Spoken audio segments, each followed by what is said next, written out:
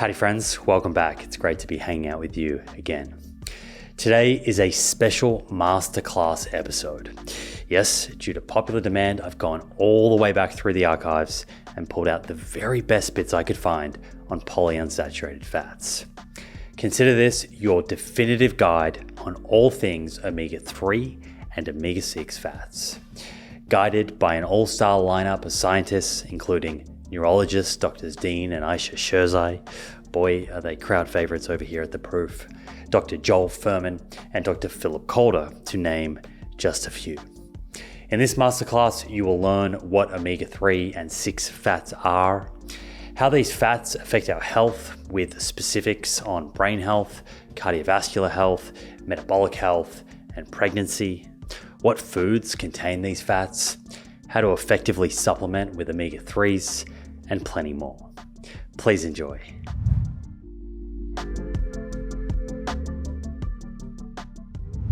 Let's tackle omega-6s here first. Okay. I want to leave omega-3s to second because I feel like we'll expand probably a little bit further. You mentioned seed oils there. You mentioned essential. And I think that in itself will trigger some people listening. And you might think that's crazy, but some of the rhetoric that I see online is very, very anti-seed oil and is demonizing omega-6s to the point where it seems many people believe they don't have a valuable role and that they're inflammatory and contribute to disease. So I think before we get into some of the details there, can you just kind of establish where are omega-6s found in our body? And you mentioned that they are essential. What are those essential functions? What is our body using omega-6s for? Yeah. I think the best answer to that last question, what do we use omega-6s for, is a linoleic acid, the 18 carbon one that we get from seed oils, is converted to in the liver, it's made into a longer fatty acid, and it's still an omega-6 family. It's called arachidonic acid. And arachidonic acid is a extremely valuable fatty acid. And it serves as the substrate or the beginning product or the material from which there's got to be hundreds of other bioactive molecules are made. We know about prostaglandins. We know about leukotrienes. There are even some what we call the resolvin family of fatty acids. There are literally hundreds of molecules that are made from arachidonic acid. If you haven't got arachidonic acid, you can't make these. And arachidonate metabolites are very important in many processes, including inflammation. Mm-hmm. Inflammatory, the proper use of inflammation, because we need, obviously, inflammation to respond to an insult or an injury. So arachidonate is probably why, and I honestly don't know the answer, and I should know the answer to this, if arachidonic acid alone really is the essential fatty acid, and linoleic is just what we eat and gets converted into it. I mean, it seems like I've asked that question of a few people. It's a very simple question. It should have been settled like 50 years ago, what the answer to that question is. That's interesting. But I think there actually are roles for linoleic independent of being made into arachidonic acid. So arachidonic acid, I think that's the one where I hear people saying, if you consume lots of seed oils, you're going to increase arachidonic acid and then you'll increase inflammation.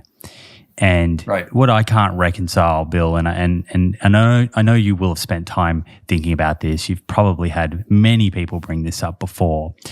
What I can't reconcile is that if you look at the epidemiology and even randomized controlled trials, it looks like consumption of omega-6, linoleic acid, leads to favorable human health outcomes.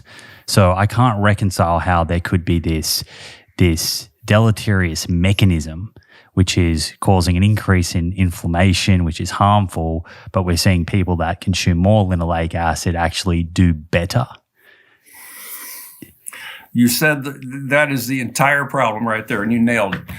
I think the people who are so anti-omega-6 refuse to look at the epidemiology, the randomized trials. It's a mixed bag. Those are hard. They're hard to do, and they're very old. They were very high doses of linoleic acid used. But these studies I've been involved with recently, and we published in the last 2 or 3 years, we've been asking questions like, if you look at a population of 20 or 30,000 people around the world, and you know their blood level of linoleic acid, omega-6, and arachidonic acid, we have then asked the question, well, do the people who have the highest omega-6 levels in the blood, linoleic or arachidonic, are they more likely or less likely to develop heart disease over time or to develop diabetes over time? And in both cases, or just as you said, what we found is that the people who have the highest levels of linoleic acid in their blood are the least likely to develop cardiovascular disease and least likely to develop diabetes. It's the low levels of omega-6 in the blood that increase risk for those two conditions.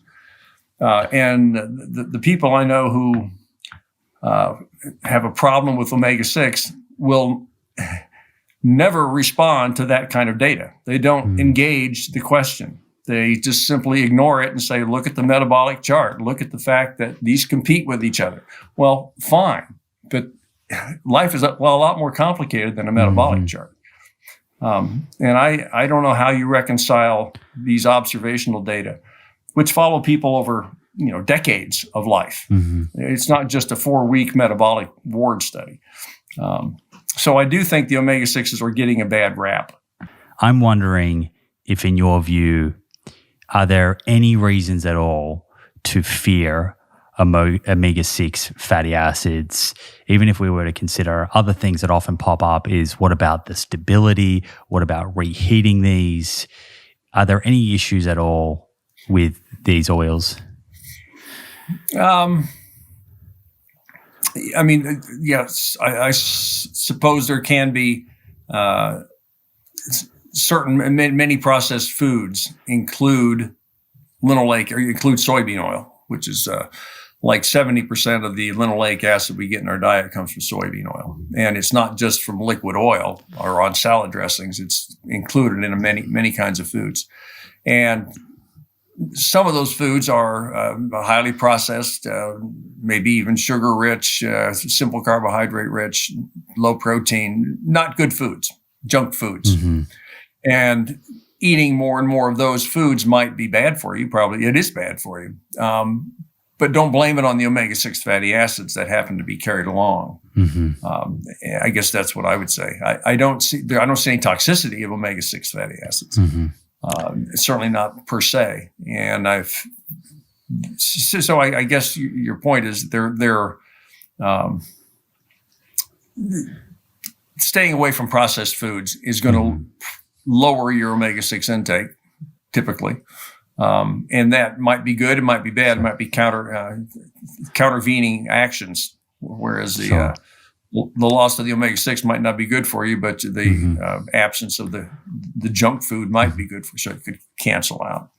Yeah, so what you're saying is that omega-6s are inherently, they're essential and they have beneficial properties and effects on health outcomes, but where you get them from, of course, matters, because if you get them from a food matrix where there's a whole lot of other things that have a deleterious effect on your health, then perhaps that's not the best approach. And I do see that online, Bill. I see people, again, it's a leap. You mentioned the word leap before. I think when people say, well, I'm no longer going to consume seed oils, and then they remove all the ultra-processed foods, they attribute it to the seed oil, but there's a myriad of changes that have occurred in that sort of dietary move.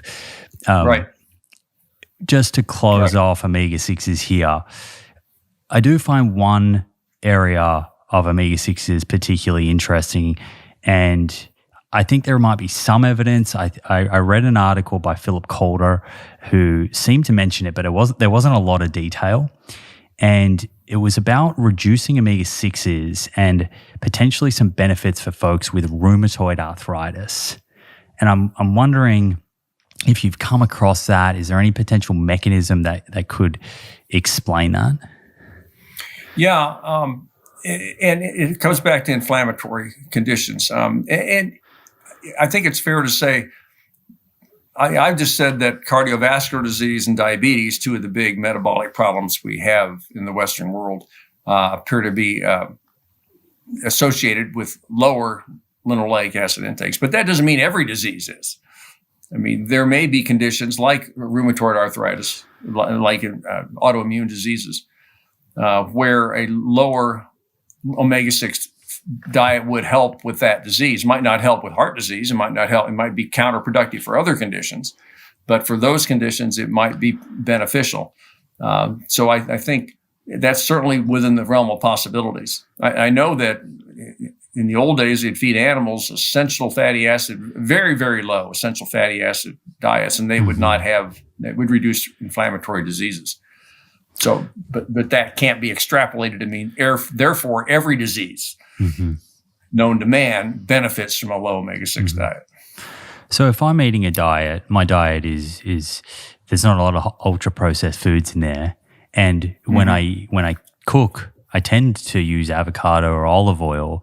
Am I potentially running into any issues there by not regularly consuming sort of linoleic acid rich foods? Well, it could be. I mean, you are reducing your omega-6 intake, and in time, ultimately that will play out in terms of lowering your tissue levels of omega-6. And that, again, based on the evidence we've seen, that could put you at higher risk. I mean, obviously, you've got other factors that are working in your favor with the kind of diet that you're eating. But the omega-6 side only would probably, you'd probably benefit from maybe adding a little corn oil or soybean oil once in a while to some of your foods. I love it. I'm sure that's going to be news to some people, but that's yeah, they won't believe us. So. That's what this show is about. Let's try and clear some of that confusion, whether it challenges us or not. Let's move into omega-3s, and then perhaps we can finish at the end with what this kind of means for someone's overall diet and supplementation routine. A little bit of a practical kind of way to finish, I think. So you've established that there's this omega-3 pathway. We have ALA, which is considered essential. That's in foods like walnuts and flax and chia seeds, a bunch of foods. And then that the body converts that to DHA and EPA. To some extent, to some extent. So I want to get into that, but my first question is, before we get into DHA and EPA, is about ALA, because I want to kind of separate out a few different scenarios here. Yeah. My question is, if someone is consuming a diet that is devoid of ALA, let's say that they just supplement direct DHA and EPA and their diet does not contain enough ALA to meet the sort of daily requirements, is that an issue? And I guess more directly what I'm asking here is, does ALA itself have any sort of inherent beneficial properties other than being converted and acting as a precursor? That's the same question about linoleic and arachidonic. Yeah.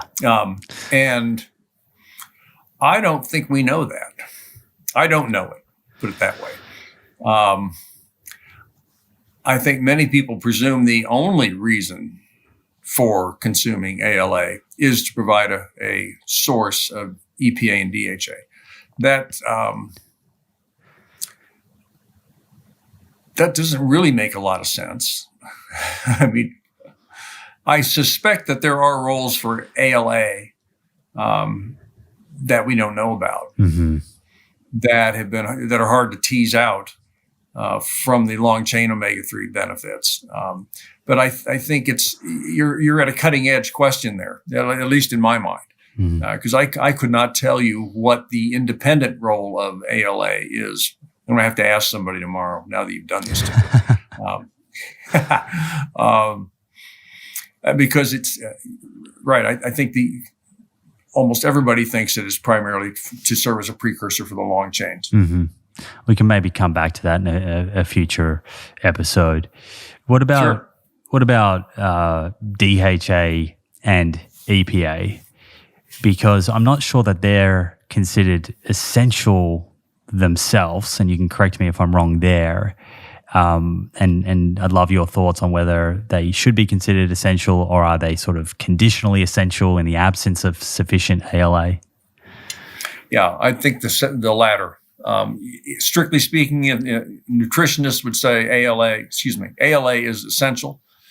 EPA and DHA are non-essential, or conditionally essential in different nutritional environments, I guess you'd say. It's certainly in the Western diet where we get very little EPA and DHA preformed. We know that higher levels of them are beneficial. We know that ALA does not get converted very much to EPA and DHA, less than like 5%. And some will say it's because the high omega-6 diet prevents the ALA from being converted. And there's some truth to that, but you certainly can't achieve the kinds of levels of EPA and DHA that we know to be beneficial just by eating ALA and removing omega-6. And just to go back to that point again, I think just because, if anybody thinks the world rotates around omega-3, it's me. Okay. That's just been my world for 40 years. But I think we need to recognize that just because a lower omega-6 intake might facilitate a little higher omega-3 level doesn't necessarily mean that that's better for the whole body. Because there's other processes that the omega-6s are playing a role in that are beneficial, that just because you raise omega-3s doesn't mean you've canceled all those effects of the lack of omega-6. So I think we still have to think about them in some kind of a balance, but sure, I get, people get crazy about balances and ratios, and I'm sure we'll get into that. Yeah. So I would say, to your question, EPA and DHA, I think, are conditionally essential, and we really haven't got a good word for. They just make you healthier. You don't die without them in your diet. That would be a true essential nutrient. You cannot live without that thing in your diet. And that is true of ALA and linoleic acid. It's not true of EPA and DHA because, again, there are vegan populations that eat zero EPA and DHA and they live. So we can't call it essential, but we can call it conditionally essential or an optimization or something. Yeah, I think people can appreciate that. Even if you think of something like fiber is not necessarily considered essential, but there's a difference between surviving and sort of giving your body the essential components for cofactors and enzymes, etc., versus thriving and improving health span, which is right. I guess what you're talking about. Right. There, I'm interested with regards to the differences that exist between one's ability to convert ALA into DHA, EPA, and I actually want to go into whether it converts to both or just one of. But how much of this it seems largely driven by genetics, but how much of this do you think is driven by one's ancestry and whether or not they had a direct source of DHA, EPA in their diet? Well, the whole human origins and the role of omega-3 in human development or human history, it's attracted some attention. It's an interesting question. I think what puzzles me is the idea that somehow if we developed on the savannah, that there were no fish there. Well, people can't live without water. And people almost always settle somewhere where there's a river or there's seashores, fine, but there's also rivers. They all have fish in them. And it always makes me wonder why we think that only people that colonized or lived on ocean coasts had omega-3, but those that lived inland didn't have any omega-3 in the fish that they ate. I mean, it just seems puzzling to me. Yeah, that's a good point. But to your point, there have been, people have looked at certain enzymes that are important in the conversion of ALA to EPA and DHA. They're called fatty acid desaturase enzymes, or FADs. And there are different versions of those in different people, and it looks like people of African descent have better conversion of these fatty acids to, or even, and Eskimos don't do it so well because they had presumably had a good source of omega-3 in the seafood they ate. But these are pretty small differences in omega-3 levels in the blood, arising from differences in these genes. I think we over attribute. You're right that there is a difference it's a genetic difference in the ability to convert ALA to EPA and DHA, but to pin it down to one enzyme and one gene is a little naive. I think there's a concert going on there. And so, bottom line, and I guess I'm reading through the lines here a little bit, but you can tell me if I'm correct or not, is that rather than getting lost in this minutiae of different conversion rates that may exist, it does seem more optimal from your point of view to have a direct source of DHA and EPA in the diet. Correct. Okay. Yeah, I would agree with that. And how have we established that? Perhaps we can go into what you feel is an optimal, whether we go to omega-3 index and the amount of omega-3s in red blood cells, how that's been established, and then we can talk about various ways to get there. Yeah. There's various ways to figure out what's an optimal amount of EPA and DHA in the diet. One way is to look at different populations, and the one we always hold up as really a great example of a high omega-3 population that has good health benefits is Japan. Traditional Japanese. I don't think the kids today in Japan are at all following the traditional route, but historically, Japanese have had blood omega-3 levels and intakes of omega-3 way on the high end, and they also live about as longer than almost anybody else does, and free of cardiovascular disease typically, or at least heart disease. They have strokes from high blood pressure, high salt diets, but they typically live, I think it's 4 or so years longer than Americans do. And I'm not sure what the Australian comparison would be, but it's the Japanese are a good example. Their typical intake is 800, 900, 1,000 milligrams of EPA and DHA a day, and they're exposed to that sort of level essentially from conception, all the way up, and that I think has good effects. We've seen. You alluded to the omega-3 index, and so I'll run with that for just a moment. We developed a blood test of omega-3 levels about coming on 20 years ago called the omega-3 index, and it is the amount of EPA and DHA in a red blood cell membrane. So we use, because the omega-3s like to live in membranes in the body, the easiest cell type to get at for a doctor or a researcher is a red blood cell, because they make up essentially half the blood. So we developed the test looking at the amount of EPA and DHA as a percent of the total fatty acids in a membrane. And it runs typically from 2 or 3% at the very, very lowest end to 10, 12, 15% at the high end. Again, Japanese are around 9 to 10%. Typical Americans have an omega-3 index in the 5 to 6% area. Again, vegans have omega-3 index about 3.5%, very low. And it all comes from how much you eat, how much EPA and DHA you typically eat. It's largely, almost completely. I mean, there's a few factors that can affect it. Smoking lowers it, things like that. But so getting back to your question, how much do you need for good health?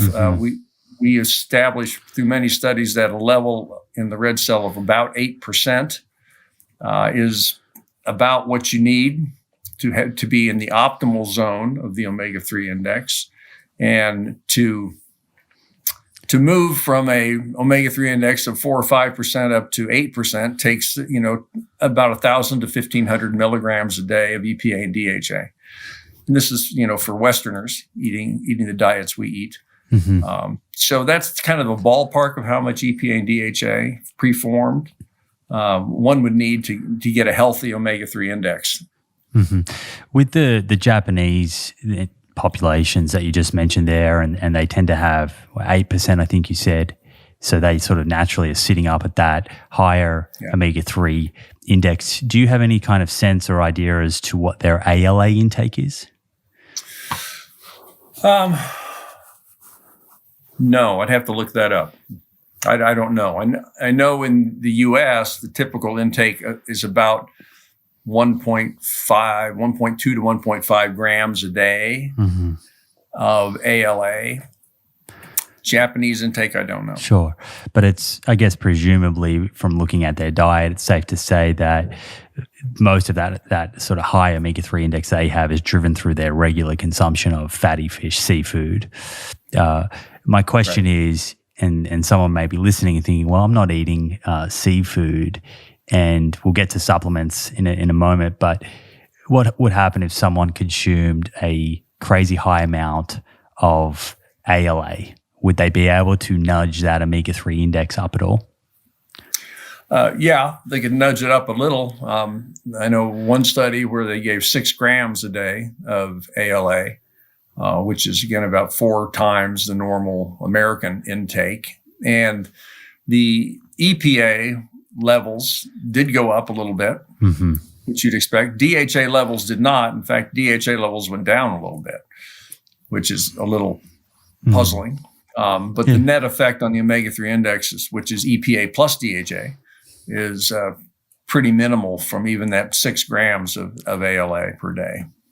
Okay, so that's interesting. So adding more ALA, you got an increase in EPA, but a decrease, albeit small, in DHA, which might be sort of sound counterintuitive if you're thinking about the pathway. Do you have any kind of explanation for that?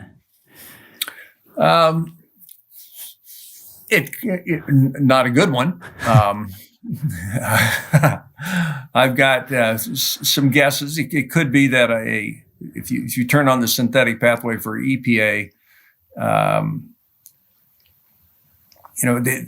it could accelerate the utility or the turnover, the utility use of the DHA, because EPA will get into the membrane and it will replace DHA, because there's only certain spots in membranes that EPA and DHA can hang out, and if there's more of one, typically can be less of the other. So it could be just a crowding out of EPA by EPA out of DHA in red cell membranes. That's a possibility. It could accelerate the degradation of DHA. That would lower DHA. How it would do that, I don't know. But there are a variety of ways you can imagine that. But we know that giving pure EPA, never mind giving ALA, giving pure EPA doesn't raise DHA levels. So there doesn't seem to be a sort of cross conversion between EPA and DHA, or from DHA to EPA. Yeah, there's recent studies that do suggest that taking EPA does actually contribute to DHA synthesis, but the levels don't go up. Okay. The DHA levels don't go up, but if you put a radioactive tracer on the EPA, you can see some of that tracer show up in DHA. So it went from EPA to DHA, but the levels of DHA didn't go up. And that people think is just a accelerated metabolism of DHA.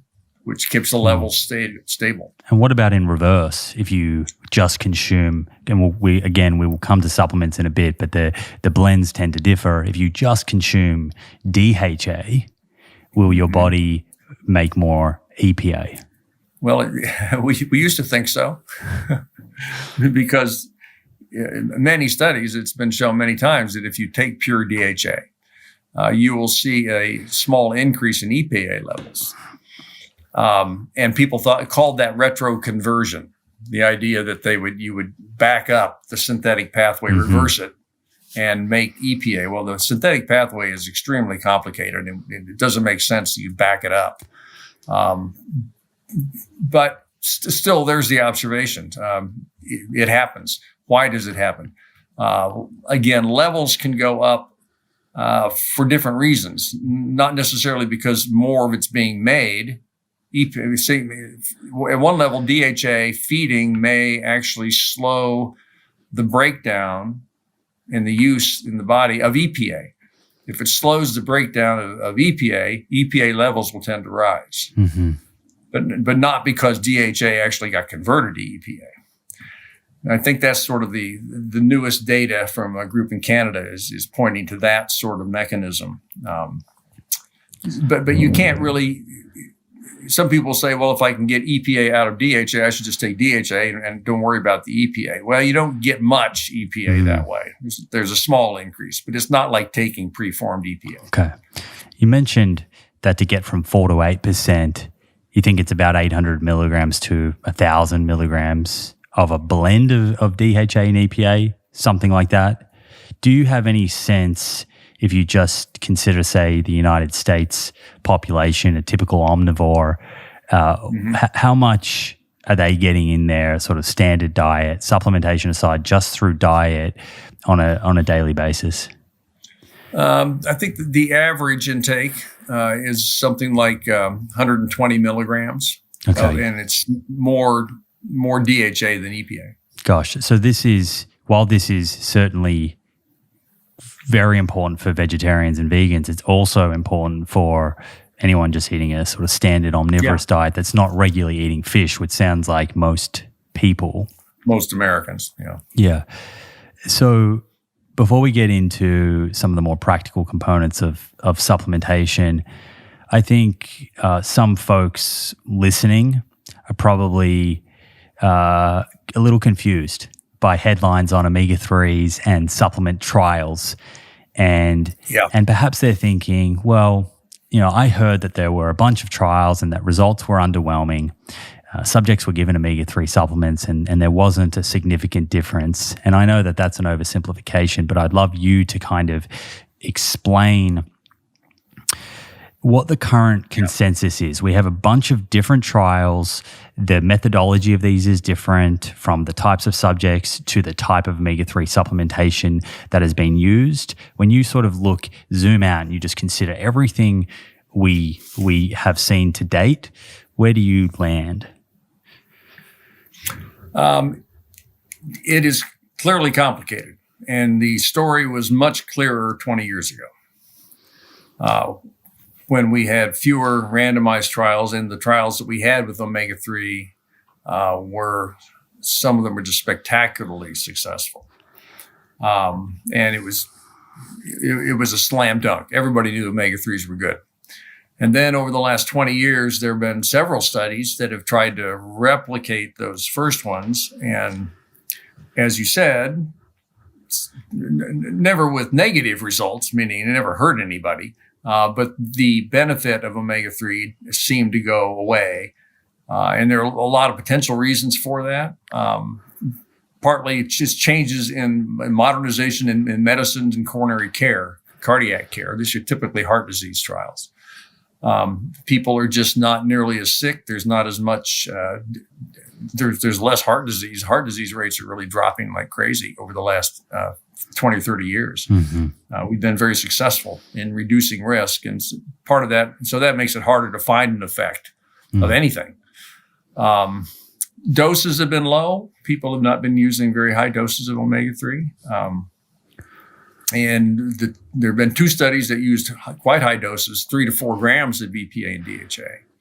or of omega-3. And one of those studies, which just used EPA at 4 grams a day, was quite successful. Was that the Reduce It trial? The Reduce It study, yeah. That used a pharmaceutical product called Vascepa, which is just a pure EPA product. And that appeared to be very effective in lowering risk for cardiovascular events. But there's been a lot of controversy about it because they used an unusual placebo, which unabsorbed mineral oil, which will, at least the group that got mineral oil had a higher rate of heart disease than the people who got Vascepa. And the question is, did the people who got the placebo actually have more events than they otherwise would have? Was it bad for them? And it made the treatment group with EPA look good. Or is there some mix of that? And I think that the current belief is there's some of each. There is a true benefit of the EPA, but maybe it's not as big as it appeared in these papers. Another trial came out about 2 years later, which was with about 4 grams of EPA plus DHA in a different kind of form. It's called a free fatty acid form. And it showed no benefit at all. Again, no downside. I mean, my concern about these big randomized trials is that we're treating omega-3s like drugs and not like nutrients. And I think we're asking more of a nutrient than you ever should ask. Because we're taking people who are in their 60s, mid-60s with disease. You give them a small dose of omega-3 on top of several drugs already, and you expect to turn that ship around. And I think it's asking too much. I was going to ask you that. And I mean, you mentioned the Japanese have a lifetime exposure of that kind of 8%. And I think this even gets lost a little bit in some of the statin trials as well, when if you intervene very late in someone's life and they've had a lifetime exposure to very elevated LDL, you can only kind of expect so much, right? Right. So Reduce It used a 4 gram supplement, and it was EPA, or a sort of specialized form of EPA. And then that second trial that you mentioned there, I think that was the strength trial, if I'm correct. Right. That was the one that you said used the EPA DHA blend, similar dose, found no significant differences. Is any of this possibly explained by the fact that Reduce It went with a just EPA, and is there a mechanism whereby EPA may be more beneficial for reducing risk of cardiovascular disease? Well, it's certainly one way to look at the data. It's possible. I don't think anybody I think the people that sell Vascepa believe it. But most people in the omega-3 world in general don't believe that makes sense. I think there's something else was going on in the strength study, which was neutral. And again, used an unusual form of EPA and DHA as a free fatty acid, which can be kind of irritating and could actually maybe be stimulating some inflammation. Potentially, that's one of the ideas as to why it didn't work. But in any event, I don't. Nobody's done a pure DHA study, and there are none on the docket as far as I know. But there really should be, to counter the idea that DHA is not helpful, or that EPA or any DHA in an omega-3 capsule cancels the effects of EPA, which I don't believe at all. When we look at blood levels of DHA and risk for disease across the board, higher DHA levels are always associated with better cardiovascular and mental outcomes. So I don't think there's a problem with DHA. I wish somebody would just do a study with pure DHA and prove it. I guess that limitation, though, of study duration and how long someone's being exposed to it is still always going to be there in a randomized controlled trial. Right.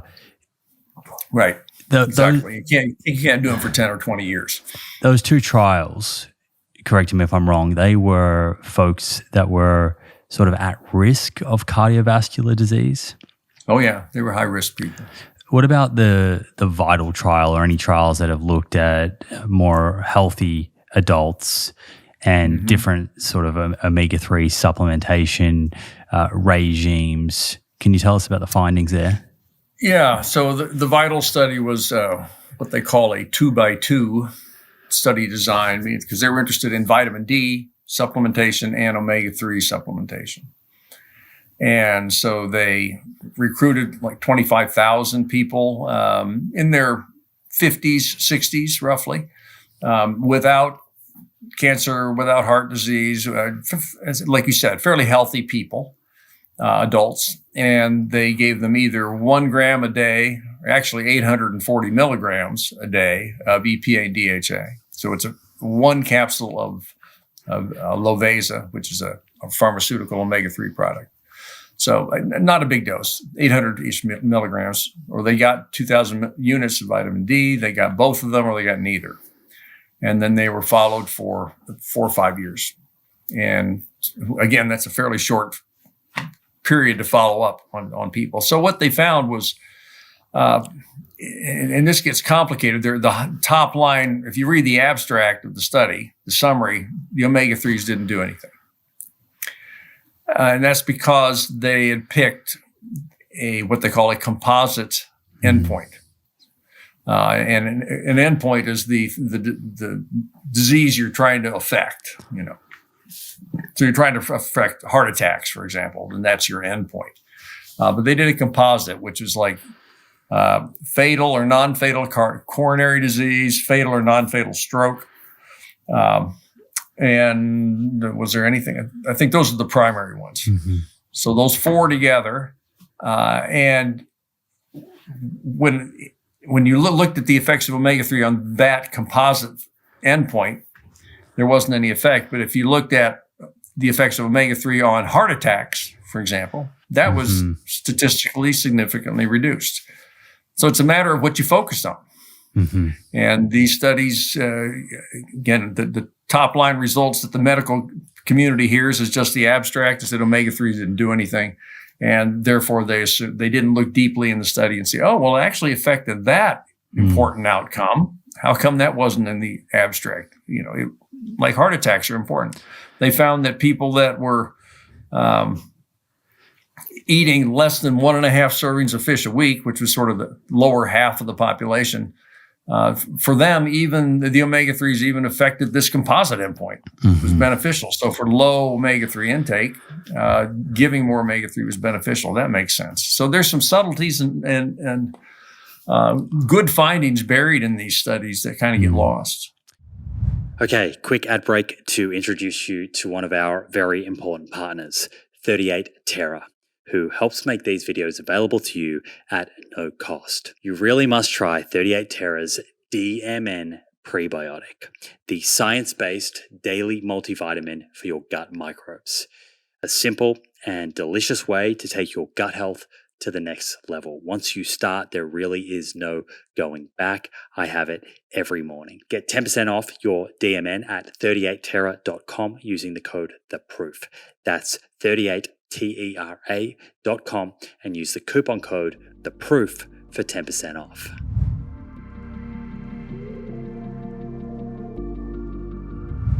Many of my mentors and people who I looked up to, who were on healthy vegan diets. In those days, the society was called the American Natural Hygiene Society. That's now called National Health Association, where people were advocating this healthy, plant-based, but whole food diet that Dr. Shelton started in the 1950s that my father keyed onto his books.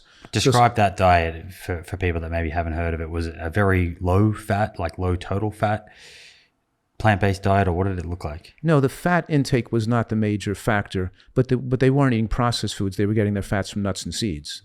They would eat almonds and walnuts, but it was mostly natural foods, plant-based natural food people who really knew and lived the life of the so-called natural hygienist, living a natural life. And you would think these people would generally live a long time, as they claimed it would happen, and not develop heart disease and strokes and cancers, which was true. But many of them, as they aged, develop neurologic problems like Parkinson's disease and mental issues like dementia. And to my surprise and chagrin, I was, searching and making sure what's the problem here. Why did they live longer than the average American, but sometimes they didn't live longer. Sometimes they got Parkinson's at a young age. And so what happened to my information was actually doing extensive blood work on all these elderly vegans, many of which I saw in my practice, who were older than me and living not on a junk food plant-based diet, but on a very healthy plant-based vegan diet, and recognizing some of these deficiencies that could arise on a vegan diet. So we're talking about things like omega-3s. We're talking predominantly about omega-3. We're talking about, in those days, they knew about B12. Even back in the 1960s, they knew B12 was hard to find, and people were taking B12 supplements. So it wasn't due to B12 deficiency, and these individuals who developed either Parkinson's or dementia, it was not because of B12 deficiency. And don't forget, most dementia in the standard American eating, the regular population, is caused by lack of phytochemicals of the brain, atherosclerosis, cholesterol, and fat. In other words, high blood pressure, diabetes, obesity. Most dementia is caused by the standard American diet, the poor diet. So these were people eating an excellent diet. So they did not have... They would have had great cardiometabolic health. Great cardiometabolic health. They had good nutrient levels. So the question is, why did they develop these issues? Where was the gap? So you think that DHA, EPA, which otherwise in a diet would be found from eating fish, you think that was the main gap? That was the main gap, was the omega-3 index. When I drew the omega-3 index on these elderly vegans who had medical conditions, neurological conditions, their levels were almost routinely very low. Some were almost undetectably low.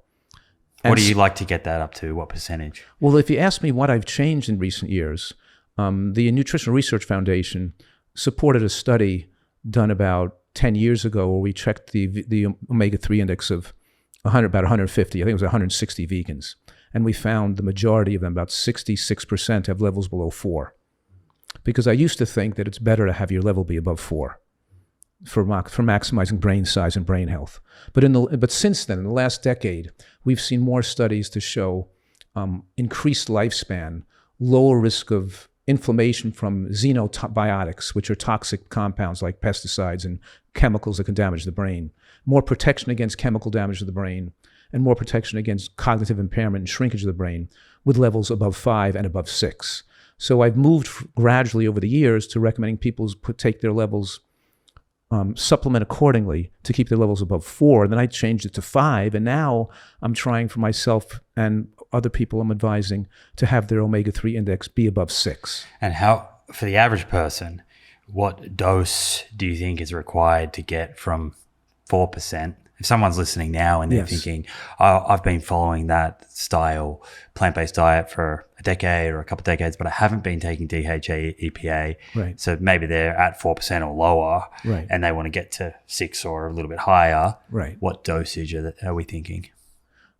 I don't know that answer because there's such a strong genetic factor in your ability to convert the ALA from flax seeds, walnuts, and greens into EPA and then DHA. The conversion is very poor for most people. They don't convert very well. But some people do convert adequately. I've seen people take no supplements and have levels of 7 or 8. And I'm shocked they take. So in other words, the dose is dependent on individual need. And of course, the supplement that I developed, which has about 250 milligrams of EPA and DHA, and it gets most people in that favorable range, but it still leaves about a third of individuals requiring a little bit extra from the standard dose. You know what I mean? It gets most people in that standard range. So mostly we recommend about, if you add up the DHA and EPA together, about 250 for most people, gets them up to above 5.5 or above 6. That conversion difference, the genetic, I guess, differences that exist out there, is that likely a result of whether your ancestors were eating fish or not? So perhaps if they weren't eating any fish, you have a better conversion rate. You can convert more ALA to DHA and EPA. I'd be guessing, It's a theory. It's a theory. I wouldn't really know the answer to that question, but there's a lot of genetic variabilities. There's a lot of genetic variabilities with the utilization of zinc and copper, a lot of genetic variabilities with the utilization of people, as they know, with B12 and methylation of, there's a lot of individual differences that to be a physician that has the ability to really help an individual who's not thriving, you have to be able to inquire, examine, and even test to see what has to be changed in this person's program to make sure they thrive and get well. And that's what you learn through many decades of experience, I supplement with DHA, EPA from algae oil myself. Have you checked your omega-3 index to see I'm where? about to measure it this week. Okay. Found a company here in the States. I couldn't find one in Australia, but I'm interested to see where it's at. Because you have to take that dose you're taking right now for at least 3 months, preferably 4 months, and then check it because it takes because the red blood cells have a 120-day half-life. Sure. Yeah. So they have to circulate around enough so they can reflect what you're taking. And then you can see if what the level is, if you need to take a little more or a little less. Right. Yeah. I think that's a good way for people to navigate it. Yeah. It's a very objective way, which considers your genetics and whatever dose you're taking. Right. I've been taking that daily for, 5+ years. Okay. So more than long enough you're probably good to get an accurate kind of measurement there. Why do you think, this is still not accepted by everyone. There are some people within the plant-based community that may argue against this position and say, you don't need DHA, EPA. Is more studies required, do you think, to get everyone on board? Or No. Can you argue their position? Do you see their position that they would be taking? Not really. I think it's you have radicalism on all fields. In other words, we have many people that think it's good to eat a diet of all meat.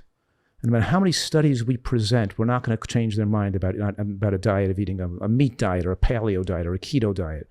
We have a lot of evidence showing cumulative the last 5 years of those keto and paleo diets, high meat diets, being dangerous.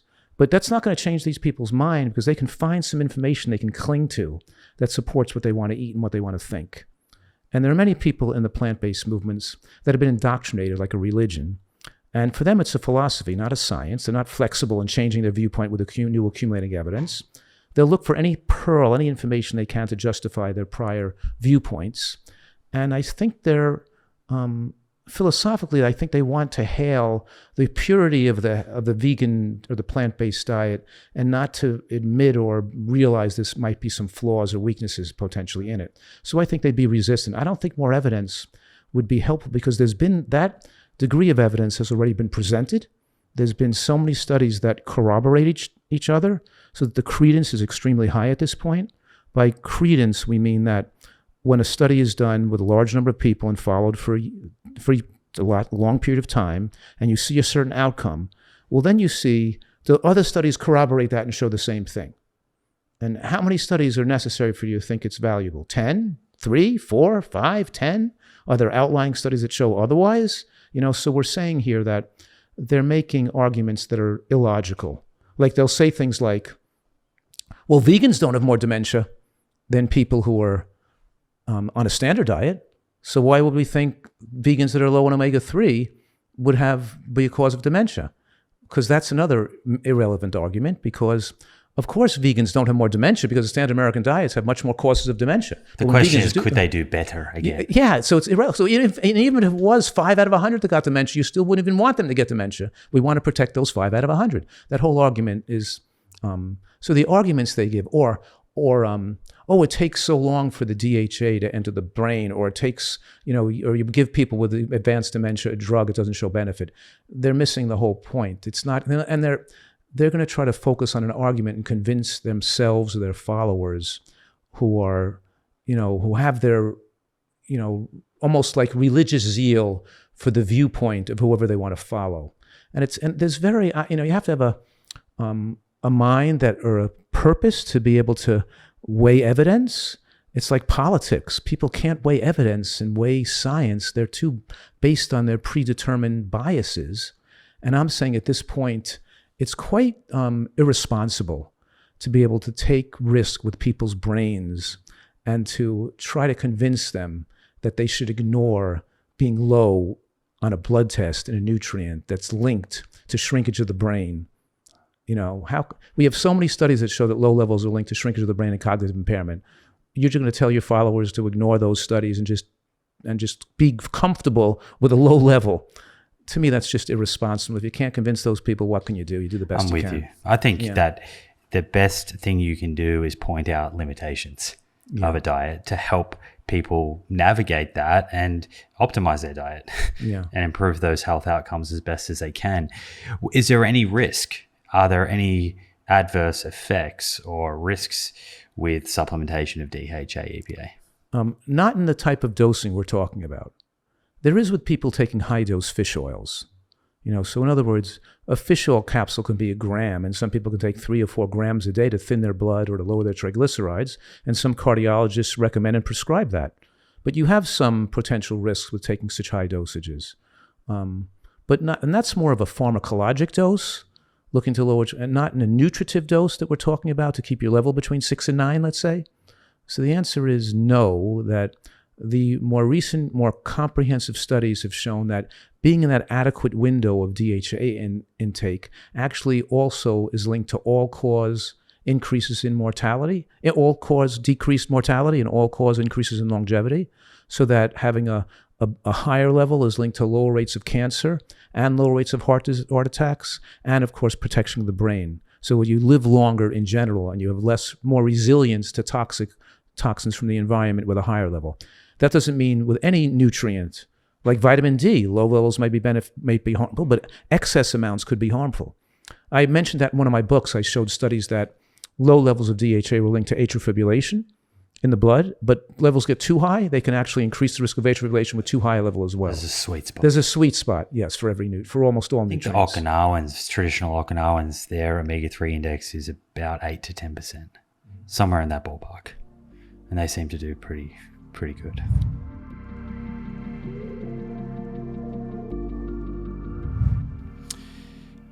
Omega-3 fatty acids are the most important fat for the brain. True. So far, to the best of our knowledge today, they are. And this comes from multiple different studies, studies that look at consumption of omega-3 fatty acids as food, and also omega-3 fatty acids as supplementation. Dean and I published a couple of papers a couple of years ago, looking at multiple different papers that have come out that look at omega-3 supplementation in 2 populations. The majority of the studies were done in children and in elderly populations to see whether supplementation improved cognitive outcomes. And they had different kind of neuropsychological testing. Endpoints for children versus elderly. The data wasn't very clear. We don't have very clear outcomes, but there was a trend. There was a trend towards improved cognitive outcomes, both in children and elderly, when they had enough omega-3 fatty acids in their dietary patterns and when they supplemented if they needed it. And when you look at the pathophysiology of, say, let's talk about the elderly population. As it happens, omega-3 fatty acids are necessary for maintaining the infrastructure of the neuron and the neuronal connections.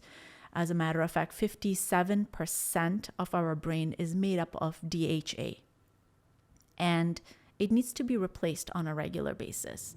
Our reservoir goes down significantly when we don't get enough of it. People always think that we need to eat fat. Brain is made out of fat and we need to eat fat. And cholesterol. Yeah, and cholesterol. Yeah, it is made up of fat. When you look at the dry weight of the brain, it's about 50% fat. But the kind of fat matters. We don't need saturated fats. As a matter of fact, our brain doesn't have the capacity to internalize saturated fats or cholesterol. We do make enough cholesterol in the brain, in the neurons, that would serve its purpose. But the one kind of fat that we need on a regular basis is the long-chain fatty acids, omega-3. And is there a kind of amount that you would recommend for people of different ages, or what? I know that you supplement in your life. How do you approach that? Again, the data is not clean. The data is flawed by 2 factors. We only saw signal later in life and in early life. And it doesn't mean that in midlife it's not beneficial. It's just that in midlife, our ability to detect delta, our ability to detect change as far as cognition is concerned, is not good, because there's an incredible amount of cognitive reserve, which means that our cognitive capacity is good enough that even when there's vacillation, it's so minimal to not be able to be detected by the tools we have. That's a little complicated. But midlife, we probably are affected significantly by omega-3, but we don't have the tools to detect the change that well. I want to put a pin on this comment because I think this is one of the concepts that is not really discussed in all of the different conversations about brain health and health in general. Just because we don't see a signal during midlife about something, or if people feel fine, doesn't necessarily mean that we don't lay the foundation of disease during that period. Sorry, I just want to it's beautiful. Really highlight that. Well, that's similar to cardiovascular disease. Correct, but even more so for the brain. The brain infrastructure, 87 billion neurons, billions and trillions of connections.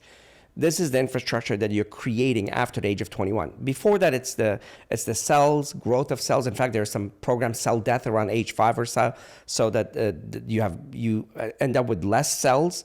But the connections are built thereafter. And much of the connections are related to your environment, how much you're challenged, a bunch of stuff. But also the myelination continues all the way to early 20s. So now you have what they call brain capacity. But cognitive capacity, these are arbitrary terms that are created to describe certain things. Cognitive capacity is the connectivity of the neurons, the infrastructure. Imagine a building, a huge building, that's held up by billions of pillars. And so if a few of them are knocked down, nobody sees any difference from outside. Which means cognition hasn't necessarily changed in a way that would be observable. Observable. The building is functioning, nobody sees any difference, but the pillars are being knocked down one at a time in your 20s. I want this to be emphasized because it's very difficult for us to emphasize brain health to younger people. We're writing a third book, and a huge segment of it, actually more than a third, is around children and young adults and their brain capacity. And those pillars are foundational. We're knocking them down or building them in our 20s. So everything you eat, your exercise, everything determines those pillars. So the pillars are knocked down, and then in your 60s, now there are enough pillars knocked down where you start seeing the wavering. So I think in that example, you mentioned a building, so pillars in a building, right? And so that building falling down is sort of synonymous with cognition impairment, right? Correct. Being observable. Now, you can take a peek into that building. You could do an inspection and notice, okay, some of these pillars have been knocked down. Yes. We might want to get on the front foot here before this thing falls down. Yes. And maybe that's something we'll come back to, because I know a lot of people will be interested in, okay, I'm 30, I'm 40. What can I measure? Are there biomarkers or tests or scans that I can do on my brain that will tell me, hey, you're on the road to Parkinson's, or you're on the road to Alzheimer's dementia or Huntington's, whatever it may be? I think it's the most critical topic that we should be speaking about, because it's in our 30s that it's not just that we're avoiding disease, but we're actually building capacity. Yes. That's been our focus in the last few years. It's not just Alzheimer's, but younger people.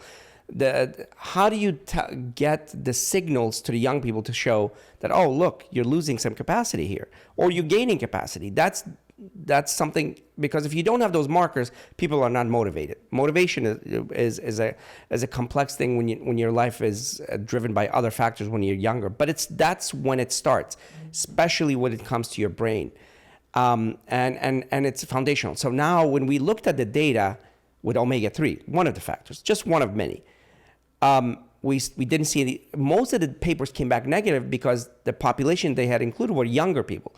We didn't have the tools of detecting signal, but we know that it affects them as much, if not more. What we did see signal, and I'm going to get to the dosage, was later in life, or even pre-dementia patients called MCI, or mild cognitive impairment patients, which have a much higher proclivity for dementia. And these populations, you did see an effect. Omega-3 did have an effect, DHA, and it was at higher doses. And the second flaw with a lot of studies were they never saw signal because the doses were lower. Dosage problem. And we were going to talk about other studies that with choline and other things where the dosage comes to us from many years ago accidentally, but nobody focused at dose studies. They were looking at effect studies. So in that population, the higher doses were the dose that saw signal, 1,000 milligrams, 1,500 milligrams. So it's not definitely not definitive as far as the dose, but we went on the higher dose as far as omega-3 is concerned. One of the other things I've thought about those trials, but it goes across nutrition trials in general, is the importance of knowing someone's baseline levels of DHA or EPA that in the study, because you could give everyone 1 gram of DHA EPA, but the levels achieved at an individual level through that study are going to be vastly different. And so another approach would be to somehow personalize the dose for each participant to achieve a given DHA or omega-3 index, and then to say, okay, well, if you get to X%, like 5-6% omega-3 index, whatever dose that is for you, personalized dose, then you're going to have lower risk. It would be another way of looking at it. Absolutely. I think we're learning more and more that not everybody achieves a particular level if they're given a particular dose.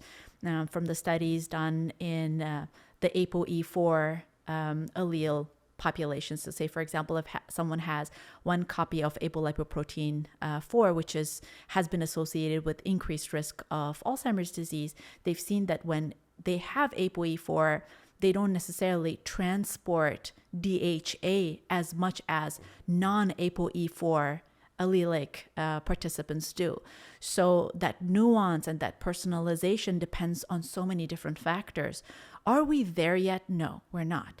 We don't know. We don't have enough data to be able to prescribe and personalize a specific nutritional pattern or whatever needs that a person has for preventing Alzheimer's disease. And to tie this concept to the question that you asked before, like what should people do? Like you're a younger person and now you know a lot about brain health. Where do you start from? What kind of biomarkers are there?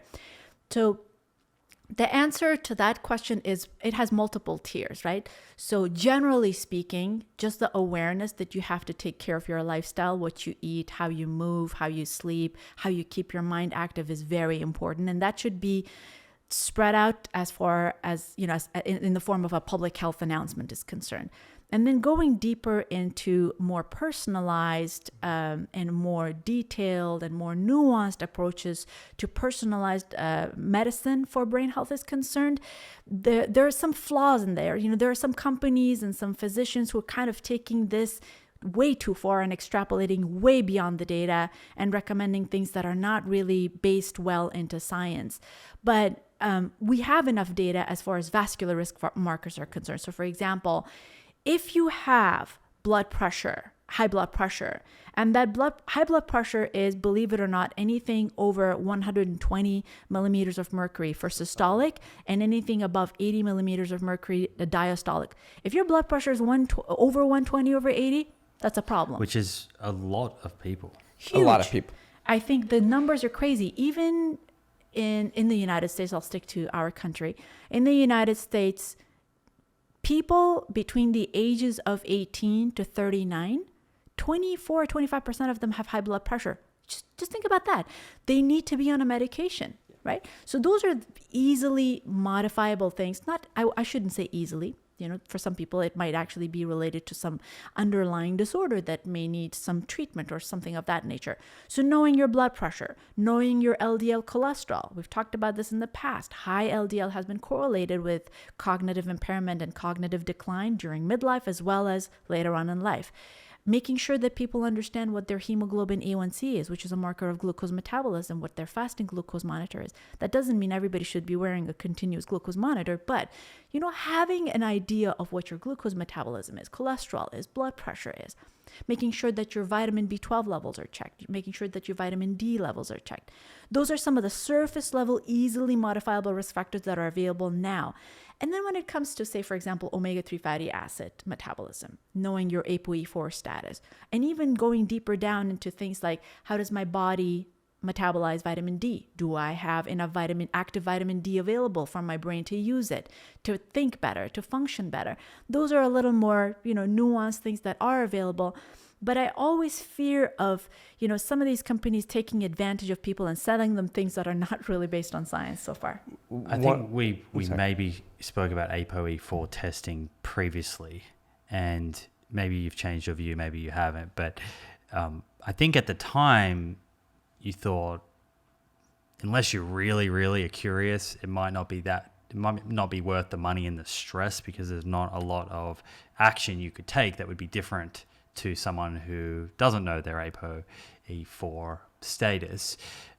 Has that changed? Like, if say, for example, I tested and I had 1 copy or 2 copy of ApoE4, would that information help me make different decisions? We have different opinions on this. I would say yes and no.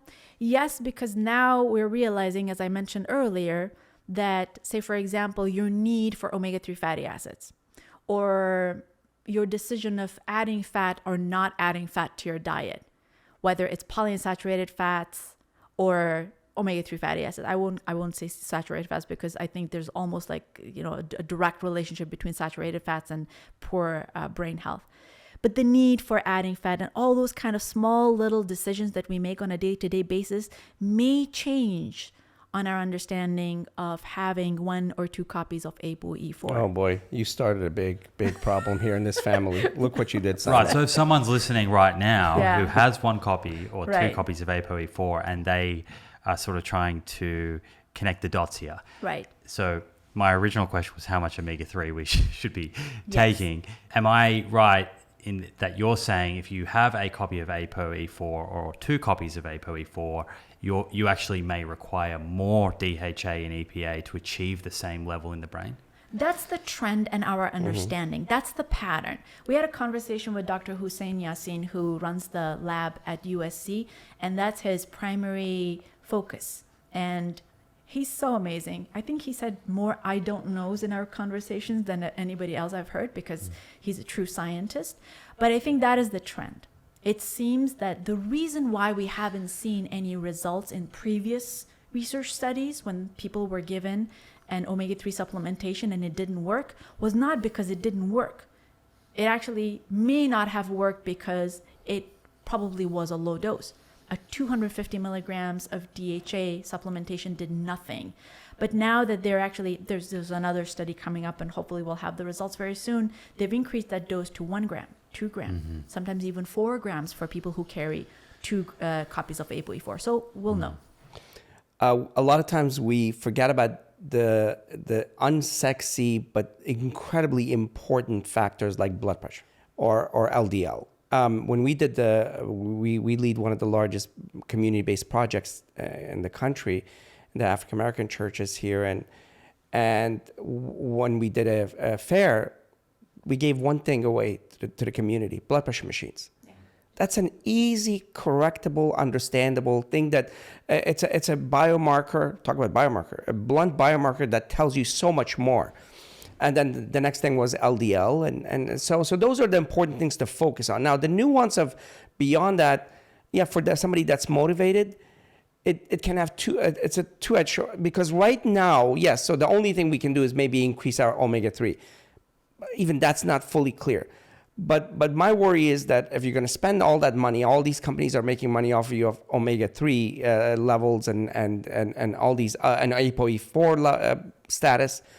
What happens is every time you forget something, you have nothing to do. You can't do anything about it. But it's going to create a self-fulfilling prophecy, kind of this anxiety, this worry, and it just accumulates because, and I've had patients, and I've seen thousands of patients, so, and I've seen people who have tested themselves, and in none of them have I seen the knowledge of ApoE4 being of benefit. In every one of them, it was a focus of anxiety.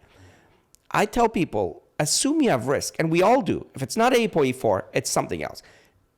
And just live healthfully. So at this point, but we will be around the corner in a few years, 5 years, where we will have personalized adaptations. That's the blessing and the curse of working with human beings. When you're a physician, you have all of this knowledge, you have all of this conversation with people, and then you're able to look at statistical significance versus clinical significance. And that's one area that is not really talked about a lot. Just because we have a p-value of 0.001, less than 0.101, doesn't necessarily mean that a person goes from not driving, not being able to write a check, not being able to do their laundry, not being able to turn off the stove at night and lock their door, to someone who's completely fine and does all of these things, you know?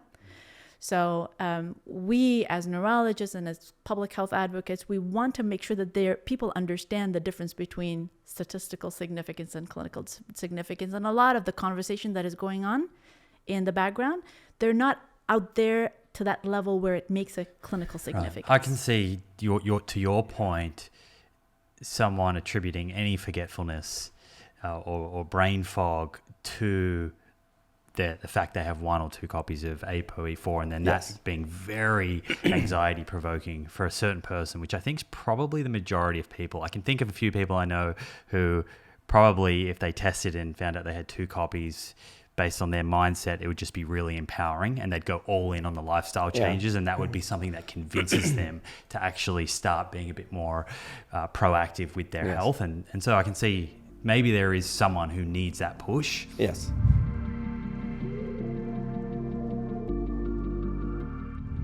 The other things that we're starting to wonder about also, and this gets to some data which I can't really talk about too much because it's not published yet, it's just going to press. We find that particularly the vegans and perhaps the lacto-ovos who are nearly vegans, and many of the lacto-ovos have a low dairy, so they're not far from vegans. We're finding in our data a significantly increased risk of some neurological outcomes. And I wouldn't say that's an established finding yet, and it needs to go through peer review, but is starting to concern us a little bit. And we don't understand why, but one of the issues that obviously comes to mind is that when you think of some of the longer chain fatty acids like DHA and EPA, it's the vegans and the lactose who are getting none of that in their diet, zero. Right, these important omega-3s for brain function physiology. Well, that's right. I mean, there's a significant amount of brain weight is actually DHAs, the most common fatty acid in the brain, and the brain's a fatty organ. So this could be important. Now, that's not the end of the story, of course, because there is a conversion process from a medium chain omega-3 called linoleic acid to DHA. There's controversy about that, but it's possible that the conversion of that, which is relatively small, but is nevertheless sufficient for good brain health. And one other piece of this puzzle is that the possible increase we're seeing in the vegans and some of the lacto-vegetarians with these neurological issues is only in the very old people.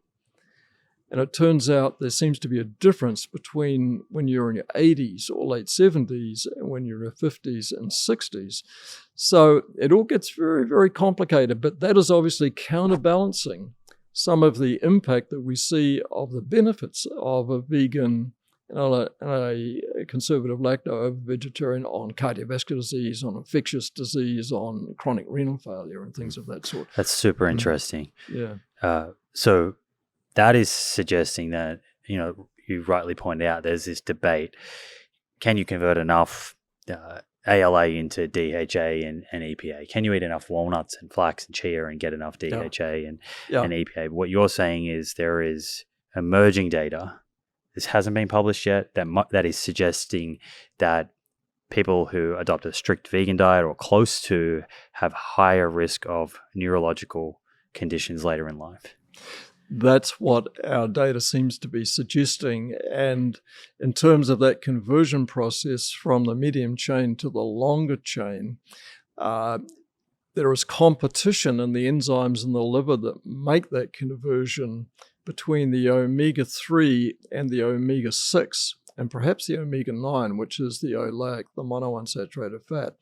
So it turns out that just having a lot of omega-3 linoleic in your diet, which the vegans do, comes from walnut and flax and soy particularly, is not quite enough, because if at the same time they're having a lot of omega-6, which they do, that competes and diminishes that conversion from the linoleic through to the DHA. So it turns out that actually flaxseed is the very best of all that I'm aware of in terms of that omega-6, omega-3 ratio. Right. So what you're saying is that your DHA and EPA status could be very much dictated by the overall makeup or quality of your dietary pattern. And if you're consuming a lot of omega-6s, this is something I had a previous guest, Professor Phillip Calder, who researches omega-3s and 6s, he spoke to this exactly. If you're eating a lot of, say, omega-6 rich seed oils or ultra-processed foods with a lot of omega-6s, that might be using up a lot of those enzymes that desaturate and elongate the omega-3s to DHA and EPA, and so you might have less conversion, end up with less DHA and EPA, and as a result, be at higher risk of some of these neurological conditions. And it's interesting when you think of where does all this omega-6 come from. I mean, a lot of it comes from very heavily processed vegetarian foods like soft margarines, which we have actually advocated for many years. But I mean, the omega-6 that's in the corn and the safflower and some of the others, it's actually there in relatively small quantities. They've had to heavily process it to get that. So, I mean, to go back to a question you mentioned before, what would I recommend is the best diet and what do I try to do? It's actually, I think, to put all the evidence together at the moment, it leads you to a low dairy, lacto-ovo vegetarian diet that still allows some cheese and yogurt, but supplements with vitamin B12, and we haven't talked about that, particularly as you get older, and definitely if you're a vegan.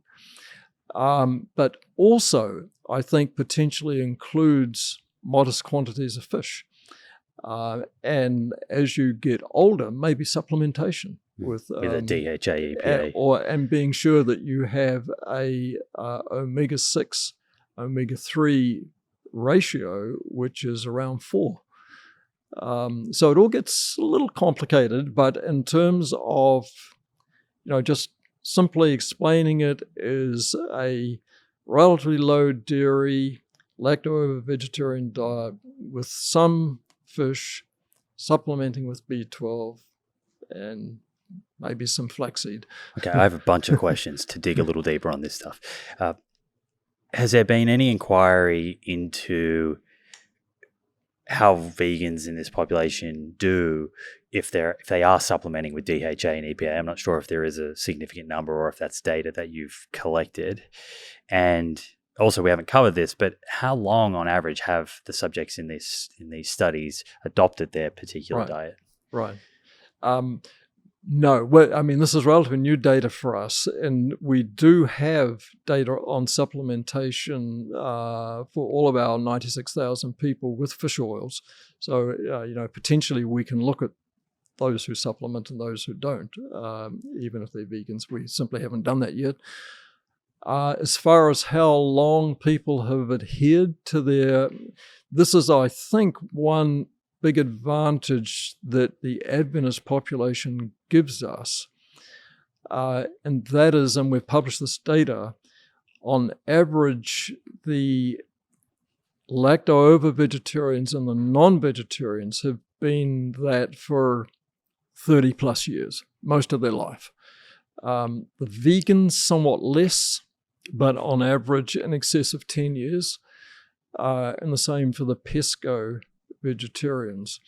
And I think this is a big advantage because, it's a pretty common experience that particularly young people, they will give the vegetarian diet a go for a few years. And but then often they lapse. And it's a problem with other studies of vegetarians, and we collaborate with some, there's not many around the world, that oftentimes the vegetarians they happen to pick up at the time that they begin their study are temporary vegetarians, whereas in our population that's not the case in general. But do you think there's this potential circumstance where it's possible to kind of over-extrapolate or over-interpret, say, results from your study, looking at vegetarians and vegans with regards to recommending such a diet for, say, someone like me aged in my 30s?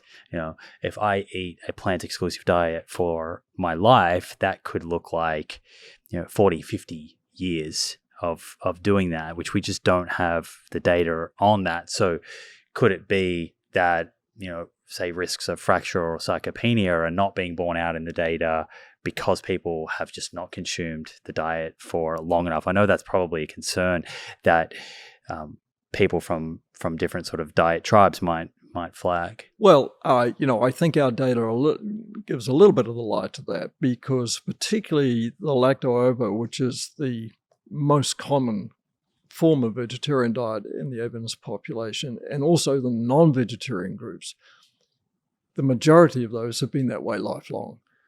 The other thing we're finding, interestingly, is that for cardiovascular disease only, not for cancer and for other causes of death, it seems like the impact of the vegetarian diet is particularly evident through the 30s, 40s, 50s, and 60s, but wanes in the 70s and 80s. So if you've survived through to the 70s and 80s, being a vegetarian matters less as compared to being a non-vegetarian for cardiovascular disease. Not true for cancer and for other forms of death. So it seems like for cardiovascular disease, it's particularly premature deaths that we're avoiding. If you're in your 30s and 40s and 50s, I think that's the right time. Just to double click on omega-3s a little bit more here. So your recommendation based on the data now, it's not perfect data, but there's data there to suggest that a direct source of DHA and EPA is probably a good precautionary approach. And that could be from consuming fatty fish, modest amounts, or supplementing. Do we have reason to believe that a DHA EPA supplement would bring about the same effect on health outcomes as fatty fish? Yeah, it's a good question. The data, I think, is not very clear on that. And in fact, it's not too clear yet whether supplementation does make a difference to neurologic outcomes. The data is very mixed, although there's sufficient out there now that did seem to show an effect that I think means that we've got to take it fairly seriously. But as far as I'm aware, the comparison between fish and supplementing the long chains, or for that matter, making sure you have only a good quantity of the medium chain omega-3 and not too much omega-6. I mean, that's another option that in theory could work. Yeah.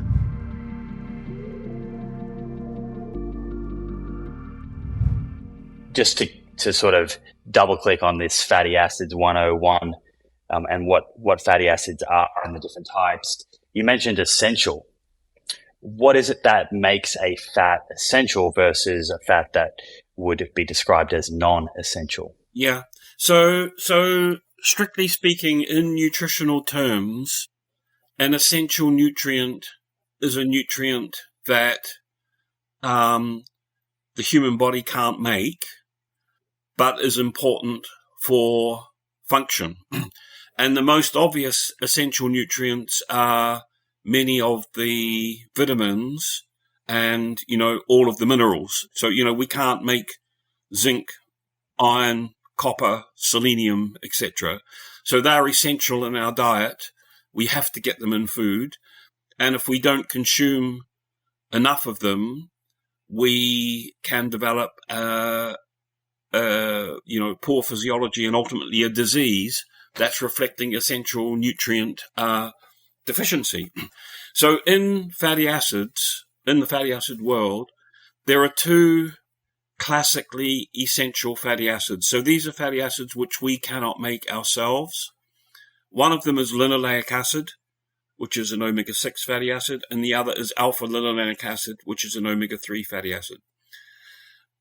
We have to get the amount of those the amounts of those fatty acids we need from the diet, okay? And they're made in plants, so we get them from seeds, nuts, vegetable oils, and so on.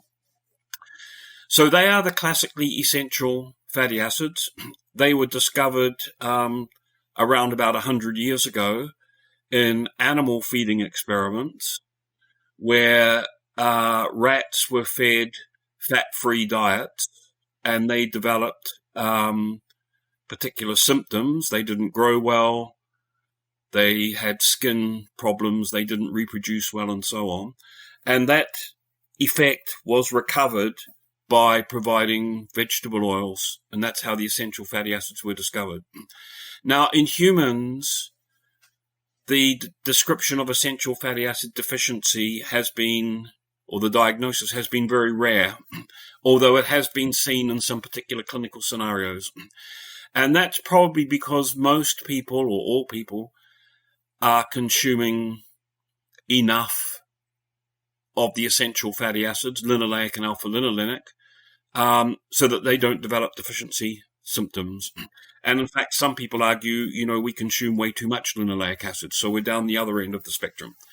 Now, there is a subtlety in this term of essential fatty acids because alpha-linolenic acid, the essential omega-3, comes from plants, can be converted in our bodies to EPA and DHA. So these are the long-chain, highly bioactive omega-3s. But it turns out, for various reasons, many humans are not very good at making that conversion all the way to DHA. So some people use the term essential fatty acid to also include DHA, because we can't make it very easily as far as we know. And we know if people consume more DHA in the diet, they have more DHA in their cells and so on. So, there is an argument that DHA is sort of also essential. And, that often is stated in the literature. Mm-hmm. Yeah, we might come back to that when we talk about supplementation and vegetarians and vegans who are not consuming fatty fish. I think that would be quite relevant there. What is the reason why conversion is low from ALA to DHA and EPA? Yeah. So I mean, that's a great question. And it's something I've been interested in for quite a long time myself now. So there's a metabolic pathway that takes alpha-linolenic acid. So fatty acids are carbon chains, okay? So alpha-linolenic acid has 18 carbons in its chain, okay? And it has 3 double bonds within that chain. EPA has 20 carbons, so it's 2 carbons longer, and has 5 double bonds in the chain. And DHA has 22 carbons, so it's 2 carbons longer again, and has 6 double bonds in its chain. So this conversion from alpha-linolenic acid to EPA and then to DHA is a chemical pathway that makes the chain longer and puts more double bonds into the chain, okay? And each of those steps along the pathway, so there are several steps in this pathway, is carried out by an enzyme. Now, those same enzymes that work on alpha-linolenic acid also work in the omega-6 pathway. Okay, so there's competition between metabolism of omega-3, alpha-linolenic acid, and omega-6 linoleic acid. And one reason why the pathway of alpha-linolenic acid all the way through to DHA doesn't work so well is because the intake of linoleic acid, its competitor, is much, much higher. Okay, so there are some very nice studies, even studies in humans, where in an experimental setting, people's intake of linoleic acid has been decreased. Okay? So they've been put on a diet where they're consuming less linoleic acid than normal. And what happens when you do that is actually you have more appearance of EPA, particularly in people's blood and blood cells. So I think that's a clear indication that this competition between linoleic and alpha-linolenic acid, so omega-6 and omega-3s, is a reality. And one reason why the pathway doesn't work very well seems to be that linoleic acid intakes are high. So I think that is a primary reason. There are some other reasons, and one of them is some of the enzymes of that pathway are sensitive to insulin. So in people who are less insulin sensitive, so more insulin resistant, that pathway doesn't work so well.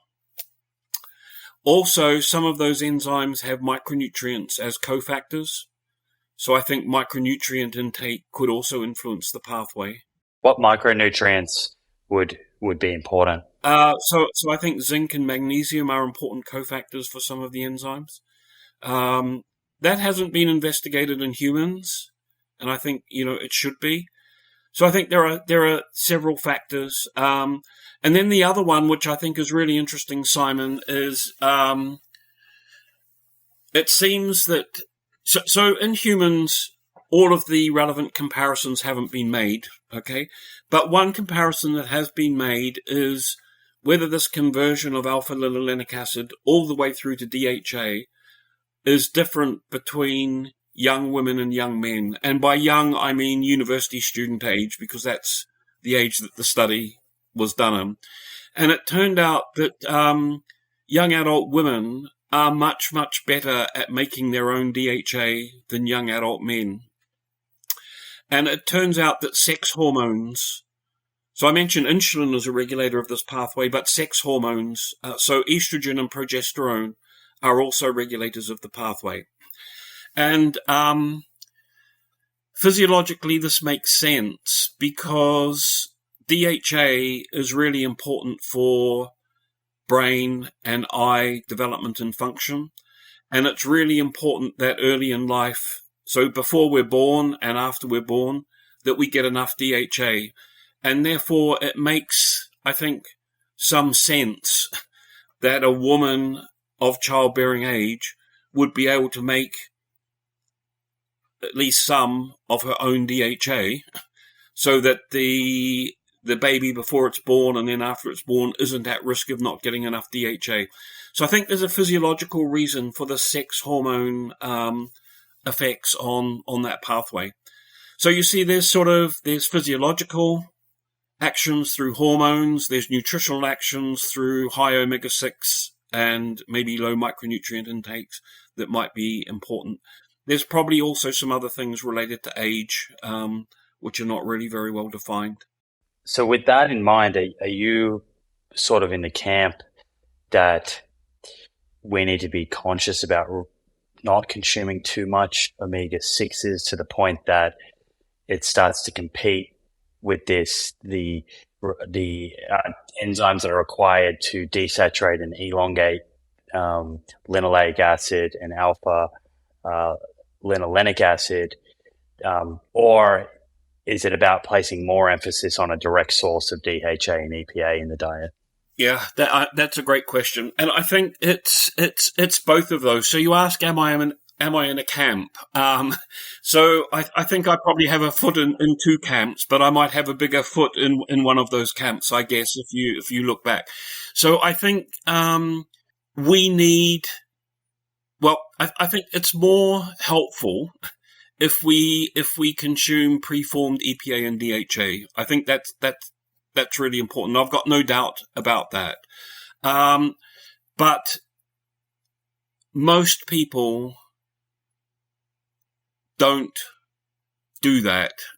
So if you look at what the recommendations are in any country, most people are not meeting the recommendations, probably because they're not eating enough fish, which is a choice they make.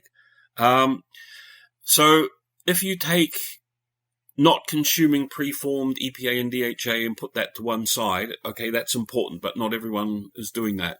Then I think we rely on our metabolism, and that's where this relationship between linoleic and alpha-linolenic acid intakes is important. And to optimize our metabolism of alpha-linolenic acid through that pathway, one thing we can do is keep an eye on our linoleic acid intake. Now, that can be a little bit tricky because lots of things that contain a lot of a reasonable amount of alpha-linolenic acid also contain a lot of linoleic acid, although that's not universally true. So we need also to think about, what are good sources of alpha-linolenic acid. So things like, flaxseed, chia seeds, stuff like that, I think we need to be thinking about and trying to cut back on the things which are really rich in linoleic acid and don't contain so much alpha-linolenic acid. So, some of the vegetable oils like, corn oil, sunflower oil, so on, don't contain much alpha-linolenic acid, but they contain a lot of linoleic acid. Right. And just to sort of emphasize something here, you're saying that dietary strategy, emphasizing ALA-rich foods that are somewhat not so rich in omega-6s, and then de-emphasizing some of these super omega-6 rich foods is a strategy that's more important for someone who is not consuming enough EPA and DHA in the form of fatty fish or supplement. Yep, correct. I think you got it in a nutshell there. I think that's dead right. So if you're not at the moment, for most people, if particularly fatty fish is not something that they're into, they need to take this alternative approach, which is looking for sources of alpha-linolenic acid, particularly where linoleic acid content is not high. So helping their metabolism out, basically. In 2018, you wrote a paper with Jacqueline Innings.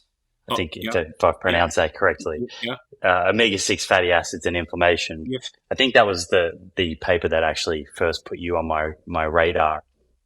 And in this review, you were looking at different clinical interventions, including human studies where humans were being fed omega-6s, either linoleic acid or arachidonic acid, and looking at inflammatory compounds. Mm-hmm.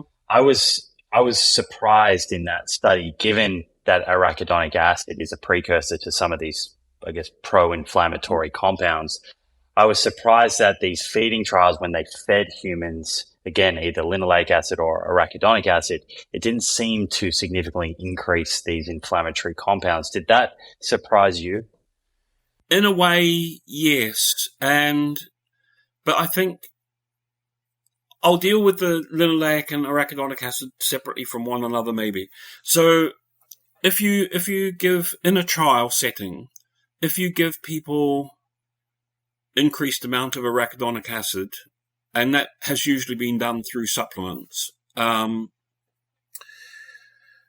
you do increase the concentrations of some compounds which are linked with inflammation. I mean, that's been shown a few times. I mean, not many studies have been done with arachidonic acid in adults, but that has been shown. So I think there is a link. But an important subtlety here, Simon, is that our cells already contain a lot of arachidonic acid because of our high omega-6 intake. And so it's already high. And if you give people arachidonic acid as a supplement, the amount of arachidonic acid goes up only a very little bit. So you may not expect much of an impact. Now, I'm just going to go off slightly on a tangent here and then come back. So one of the things that EPA and DHA do is they decrease arachidonic acid in cell membranes, and they do that quite dramatically if you give high-dose EPA and DHA, again, as a supplement. And that's believed to be one of the main mechanisms of the anti-inflammatory effects of omega-3s, okay, this driving down of arachidonic acid. Now, So there's a gap in the literature in humans where the studies with arachidonic acid have always given more arachidonic acid. So if I give more, will effects become even more extreme, I guess. But there aren't studies where you've actually tried to reduce the amount of arachidonic acid in the diet.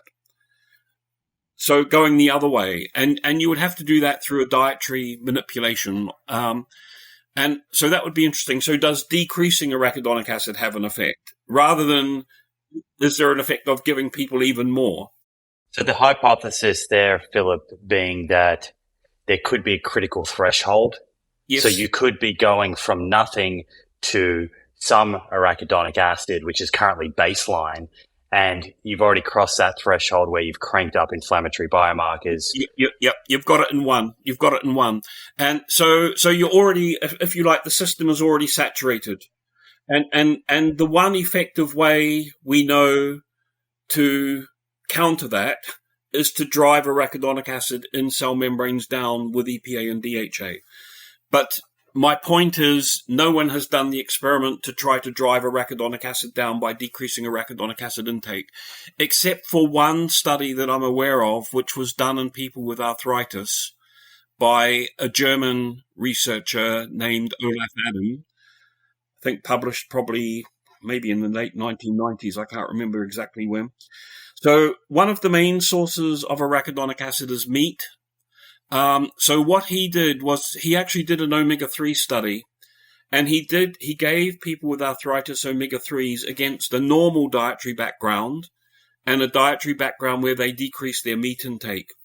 And he found that the omega-3s were actually more effective in people who decreased meat intake compared to if they keep their meat intake steady. So I think that helps with this argument that decreasing arachidonic acid could be a way forward. If you were to hypothesize, as someone that's been researching this for 30 plus years, I think you said at the beginning, you are across the biochemistry of the pathways, the animal studies, the human studies that are available, there's long-term observational studies that look at tissue levels of these different fatty acids and health outcomes, which I'm sure you're across. Do you think the typical person in a developed country, Western country, eating a Western diet would stand to benefit from reducing omega-6s in their diet? I think they would. And I think they would because that would promote synthesis of EPA and maybe DHA. So I think they would benefit from a higher omega-3 status as a result of lowering linoleic acid intake, or actually arachidonic acid intake as well. And, you know, there's no fear in the Western population of linoleic acid deficiency because, you know, intakes are 10 times higher, 20 times higher than are needed to avoid deficiency. So that tells us that actually we could lower intake quite markedly without any concern of adverse effect. Of course, if we lowered linoleic acid and increased saturated fat as a replacement, you know, that would not be an ideal scenario. You know, so we have to replace it with something. And so, you know, maybe an ideal scenario would be monounsaturated fatty acids or alpha-linolenic acid as a replacement for linoleic acid. So in terms of a substitution, I guess the question here is, what foods are providing most of the omega-6s that people are getting? And then from there, we could think about what substitutions would be practical. This maybe there's a geographical influence on foods providing linoleic acid. Obviously, you know, the primary source is vegetable oils. Many common vegetable oils, you know, corn oil, sunflower oil, even, you know, other oils that contain other fatty acids contain linoleic acid. spreads made from those oils, but of course those oils are also used a lot in the food industry. So you get vegetable oils in lots of foods, but also in some places they're used a lot in animal feeds. So you end up with other foods that contain linoleic acid. So it's well described that the linoleic acid intake has increased. The data I'm most familiar with is Western countries over the course of the 20th century, which was partly through introduction of vegetable oils and spreads, but also use of vegetable oils in the food industry, in farming, and so on. So, for example, feeding soy to cattle. But I think the thing that if you're at a supermarket, you would mainly be looking at is, what vegetable oils am I using? So can I use a vegetable oil that maybe is lower in linoleic acid, higher in alpha-linolenic acid, higher in monounsaturates? So olive oils, for example, canola oil, what we call rapeseed oil here in Europe, is lower in linoleic acid, contains a reasonable amount of alpha-linolenic acid, contains monounsaturates. So I think those sorts of choices people can think about. Right. Or avocado oil. I think Yeah. macadamia oil is pretty similar. They can be a little bit more expensive. I've spoken about canola oil quite a few times on this show, and for whatever reason, it always seems to be a little bit controversial. But I'm glad that you added that in there. So it seems like your position, and correct me if I'm wrong here, is not so much that the omega-6s are inherently bad or toxic or inflammatory, but if we crank them up too much, it could affect that omega-3 pathway, which then affects their sort of anti-inflammatory effects. Yeah, I think I think that's one way to summarize it. Certainly, so in our research, we've looked a lot at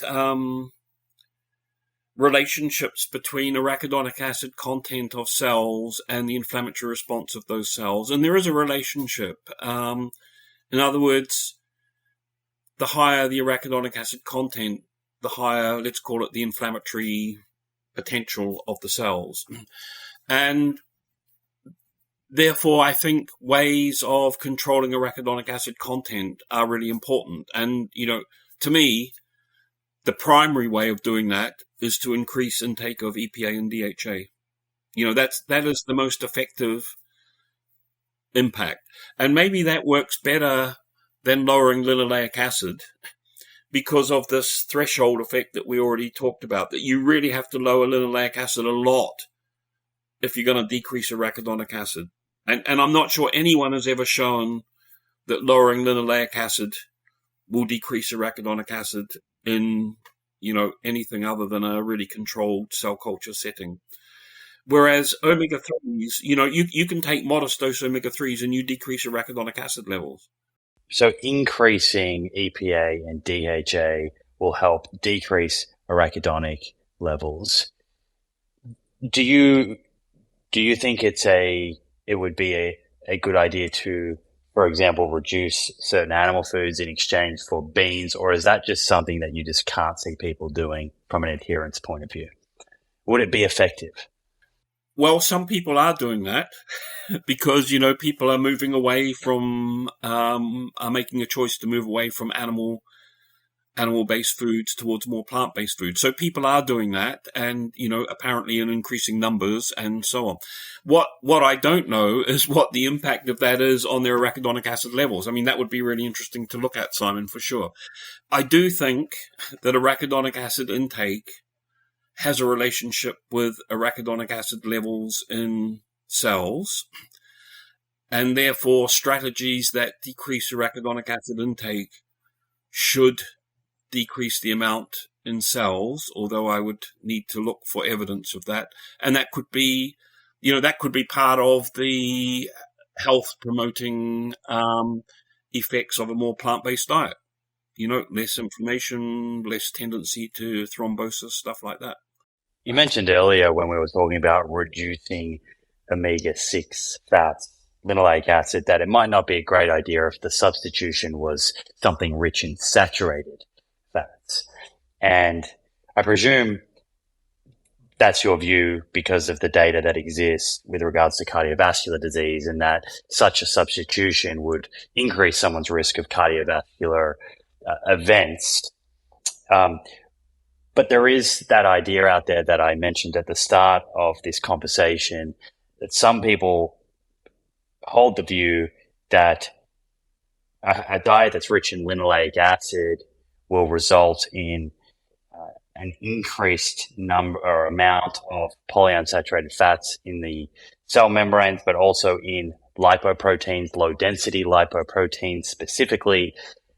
These polyunsaturated fats are easily oxidized, and when they do oxidize, they can become injurious to the endothelium. They can penetrate the artery wall, damage it, and sort of kickstart the inflammatory process that leads to atherosclerosis. Now, from my understanding, the substitution studies and the outcome data would refute that position. But it is a position that is held, and I wonder what your views on that are. Yeah.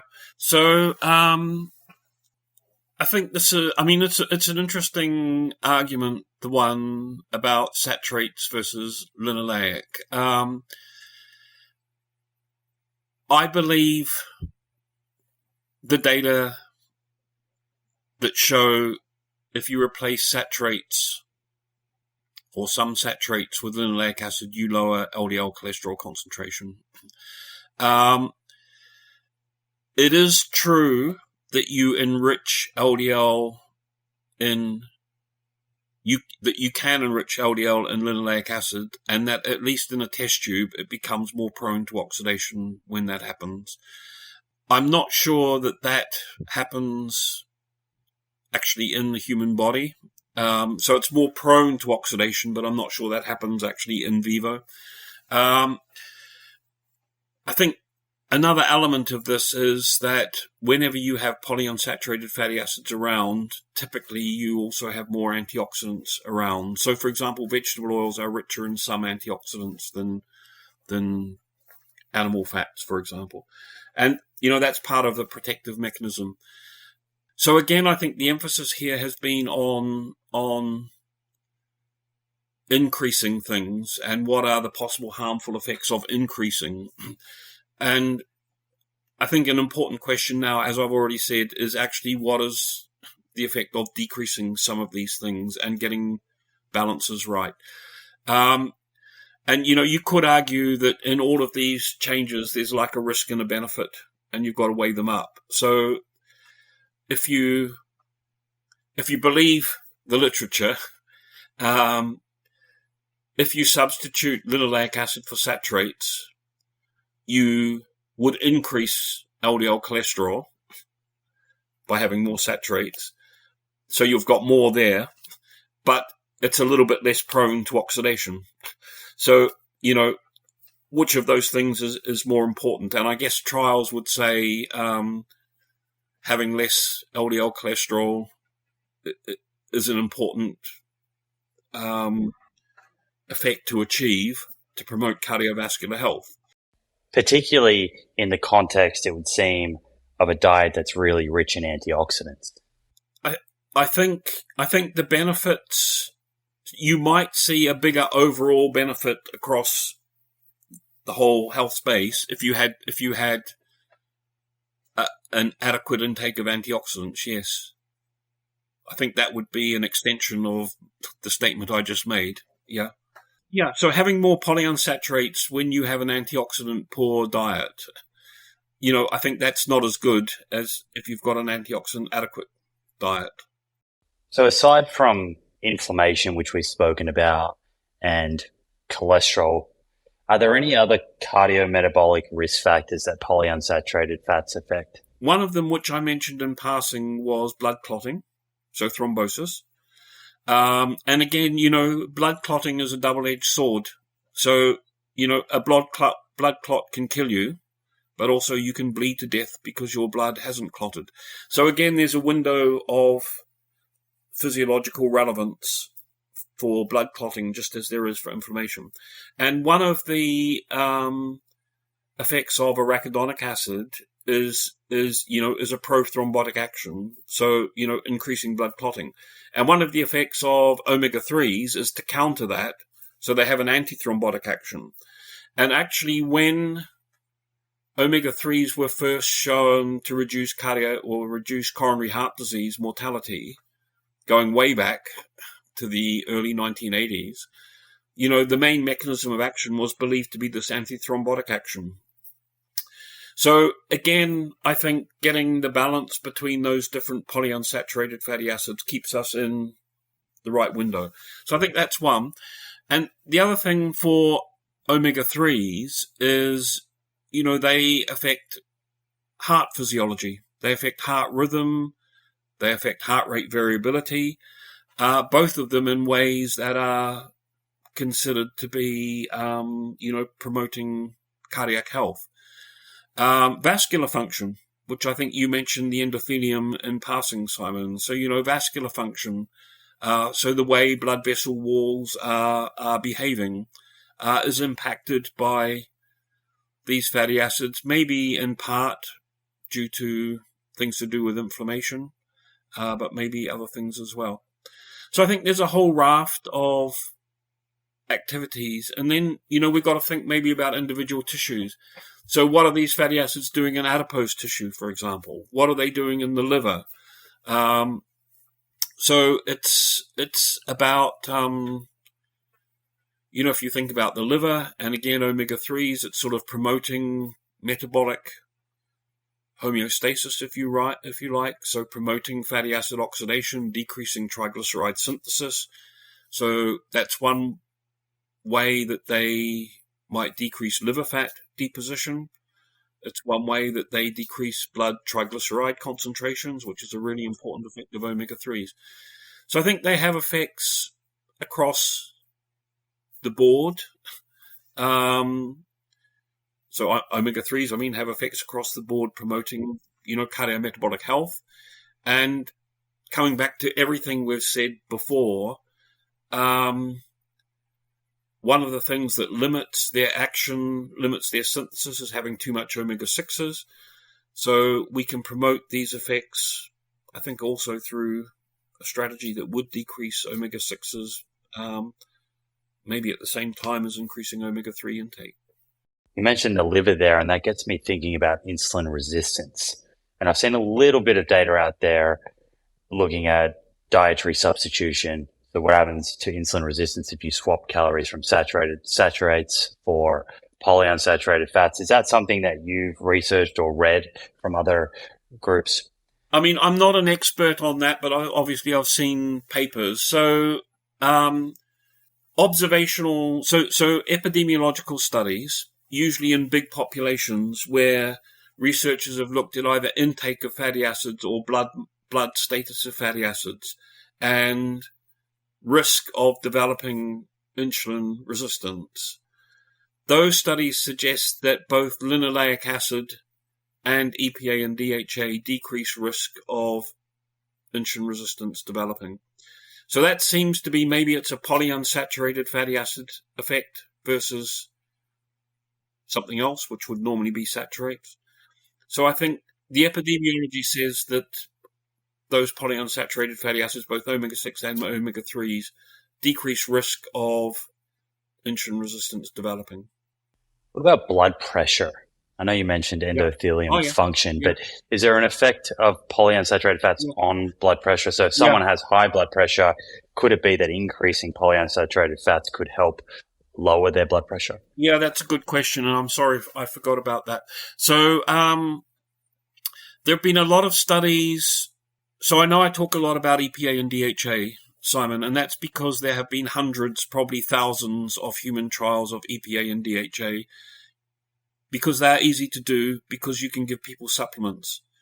So, if you want to do a research study, you just have to get hold of a whole lot of omega-3 supplements and give them to people, and you've got your trial.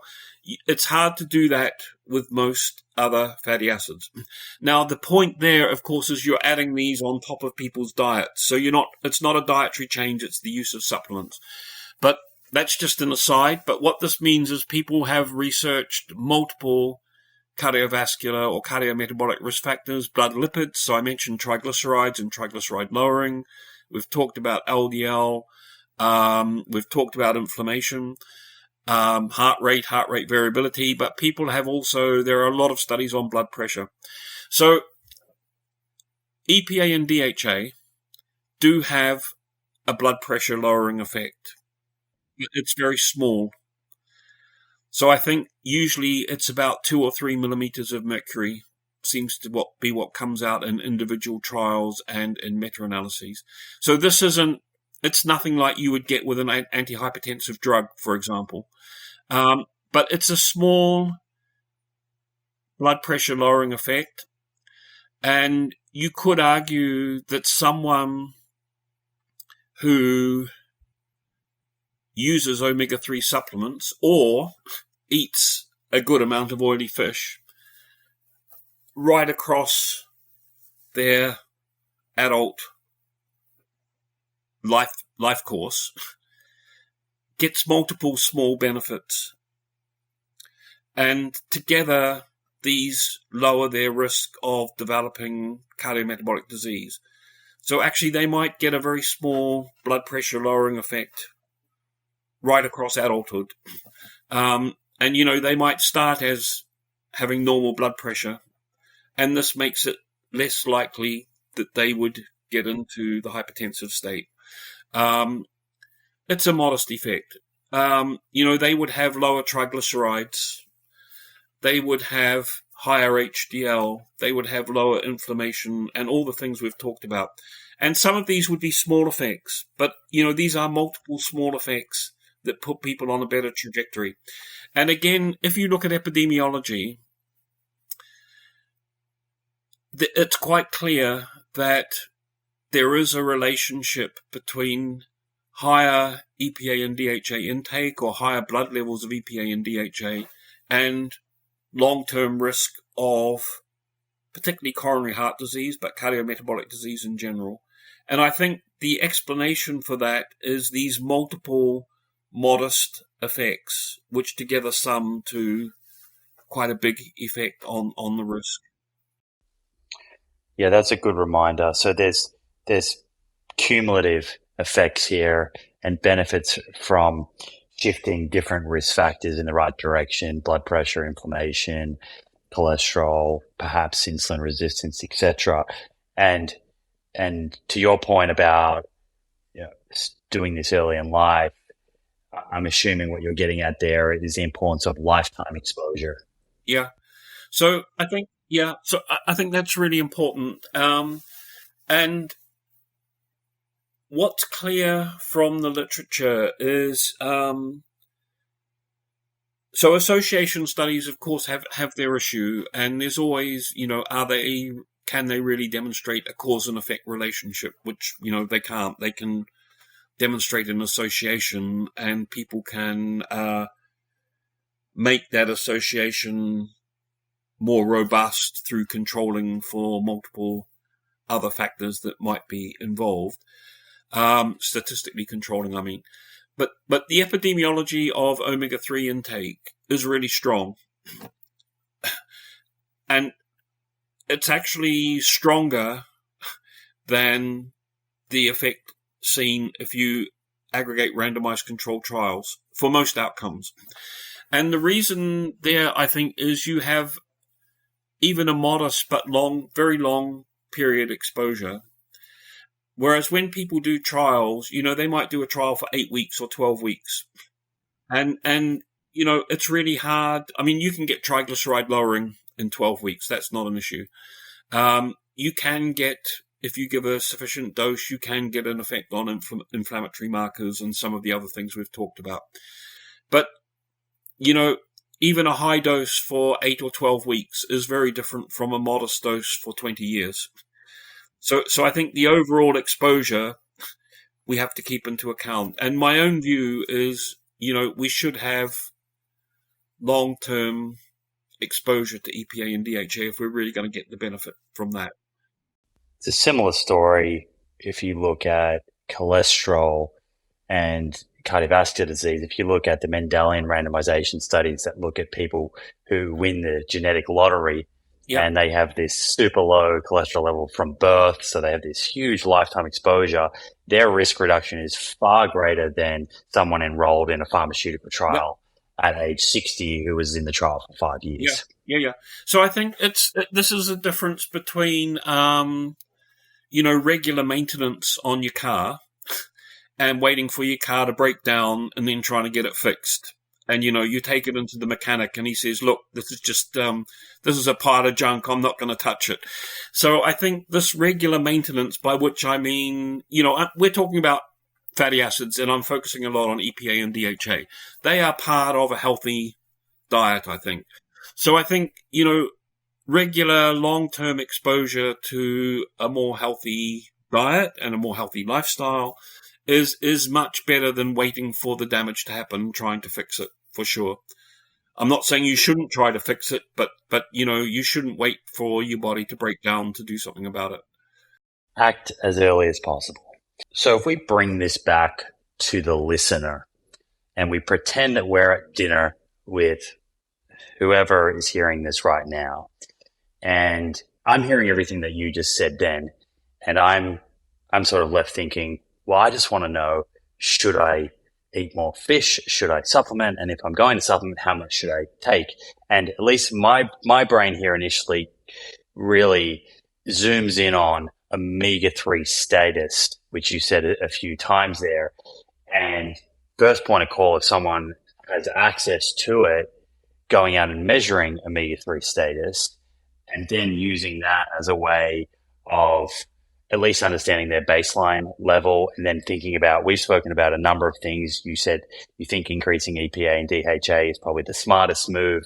There could be also some benefits up for grabs for lowering omega-6s if someone can't get a direct source of EPA, DHA. And I have this test in front of me and I've never done it, and this is not a plug. I have no affiliation with this company. I won't even mention the name, but I'm going to measure my omega-3 index. Is this going to give me an accurate sort of reflection of the DHA and EPA that's in my cells? And what do I do with this information when I get it back? What is less than optimal reading, and where do I want to get that to such that it would be considered or deemed to be optimal? Yeah, good question. I think you're right. So I've mentioned several times that the importance of omega-3 status, and by that I'm really meaning the amount of EPA and DHA in blood or in blood cells or even in tissues, but we don't measure that routinely. So that is a reflection of EPA and DHA intake. So we can get a feel on whether our intake is adequate or not by having our omega-3s measured in blood. And you mentioned you'd had Bill Harris on, and Bill is one of the people who started sort of validated marker of status, which he called omega-3 index, which is EPA plus DHA in red blood cells. And there are particular cutoffs. So below 4.5 is bad, and above 8.5 is what we should really be going for. And Bill and others has done a lot of work relating that marker of status to cardiometabolic outputs and outcomes and biomarker outcomes. So it's pretty clear what that relationship is. So I think people could have their blood omega-3 status measured. And, if that's done by a reputable organization, they will give you a feel for where you are, maybe according to a traffic light system or something like that. And, you can test improving that through, eating more fish or decreasing linoleic acid intake or taking omega-3 supplements and see whether you've moved yourself up in the status marker. And by extension, if you did that, you would be lowering your risk of cardiometabolic disease. So I think, for me, the primary ways of doing that, putting aside our discussion about sustainability and so on, would be increasing intake of oily fish, for example. So things like, salmon, mackerel, sardines, maybe using omega-3 supplements, maybe looking for sources of alpha linolenic acid and trying to decrease the linoleic acid rich oils at the same time. So those are strategies people could take, and they could monitor that through the sort of testing kit that you were talking about, Simon. Right. So just to kind of emphasize that last point you were talking there, will mostly be achieved through eating less ultra-processed foods that contain these omega-6 rich seed oils, or cooking with less of these omega-6 rich seed oils, and instead using canola or olive or avocado, which we spoke about before. If someone is going to consume fatty fish or take a supplement, what amount of fish would provide the sort of optimal amount of DHA and EPA? What does that look like? And then maybe we can think about a supplement as well. Yeah. So I think, at a minimum, people should be eating fatty fish once a week. My own view is we should really be doing that maybe 2 or 3 times a week regularly. And, you can mix up the fish you're using. So you could have salmon once, you could have sardines once, you could have something else like mackerel once. These are all really tasty fish. And of course, you're using those in place of maybe sources of arachidonic acid, so meat. So I think that's the sort of fish intake I would be talking about. And that will be giving you,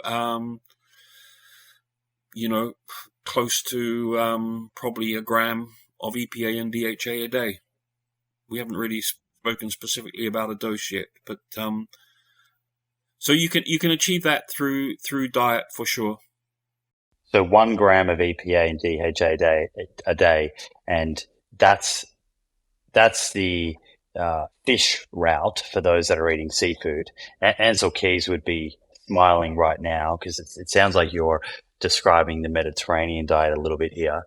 If folks are not eating seafood for ethical or environmental reasons and or taste, and they would rather take a supplement, again, is the target that 1 gram a day of DHA and EPA? And when you're looking at that supplement on shelf, do you need to consider the amount of EPA and DHA, because that often differs between brands?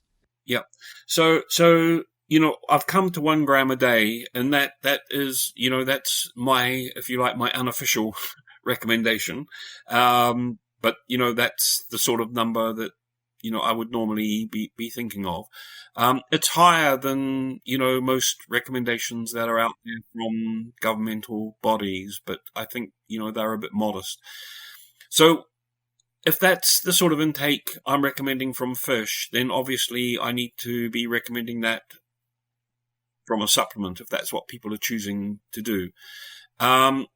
So you have to look at the EPA and DHA content of any supplement that you might be choosing. I think, you're helped if you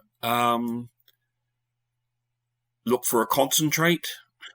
So is it 45% EPA and DHA? Is it 60% EPA and DHA? Something like that.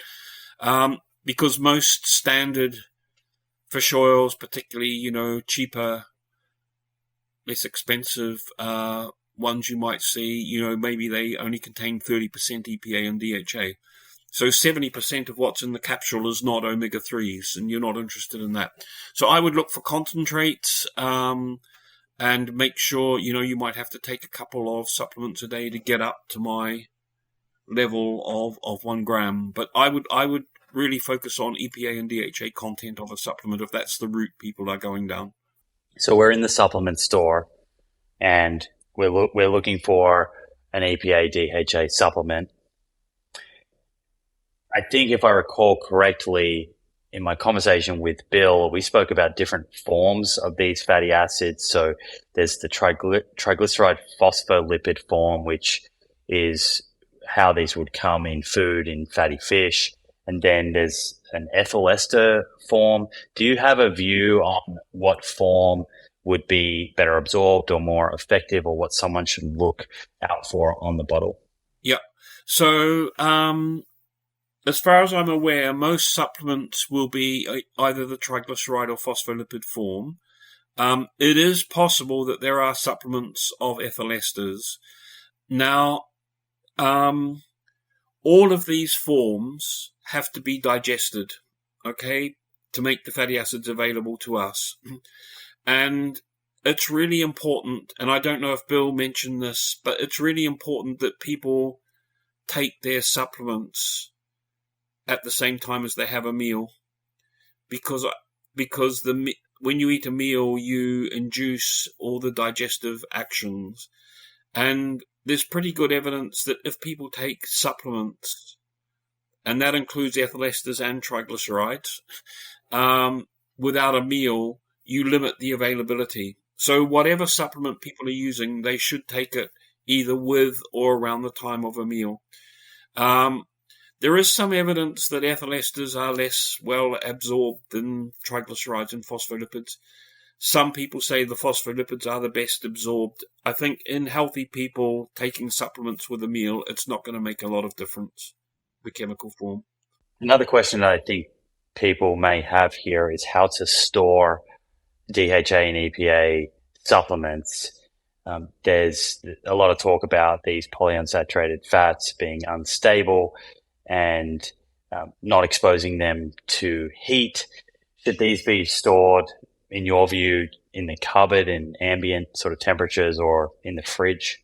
Yeah. I'm not, to be honest, I'm not an expert on the storage effects, but I think you're right. These are potentially unstable fatty acids, and therefore I would store them not in a hot place, and I would store them away from light. So I think they're going to last better if you put them in a reasonably cool cupboard. I wouldn't store them in the fridge. I don't see any need for that. But I wouldn't store them in a really hot place in sunlight either.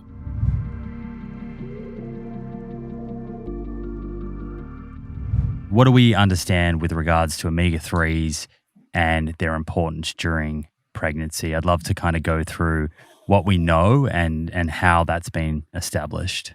Mm-hmm. Yeah, it's a big question. I'd say, I think 30, maybe even 40 years ago, this question around Dr. Olsen in, I think it was Copenhagen, he started to look at the Faroe Islands, which is like a tiny island in the middle of the North Atlantic Sea or ocean. And so they didn't have much food besides fish and fatty fish. And EPA and DHA are really present in cold water fish. So they had very, very high levels of that. And then they were comparing that population to a typical Danish population and the pregnancies. And they found that the women on the island had much larger babies than the women who were in Denmark.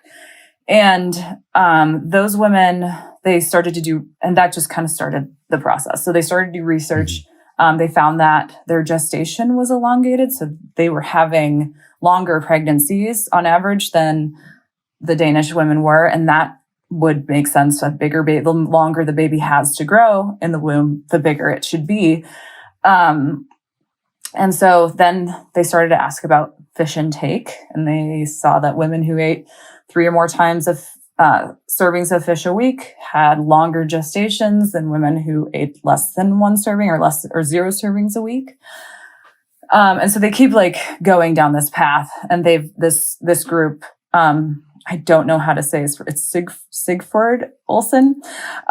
They've published so much in this area. So they really started this focus on kind of gestational length and just which is a really typical thing to look at and measure in pregnancy. It's one of the most basic things you look at.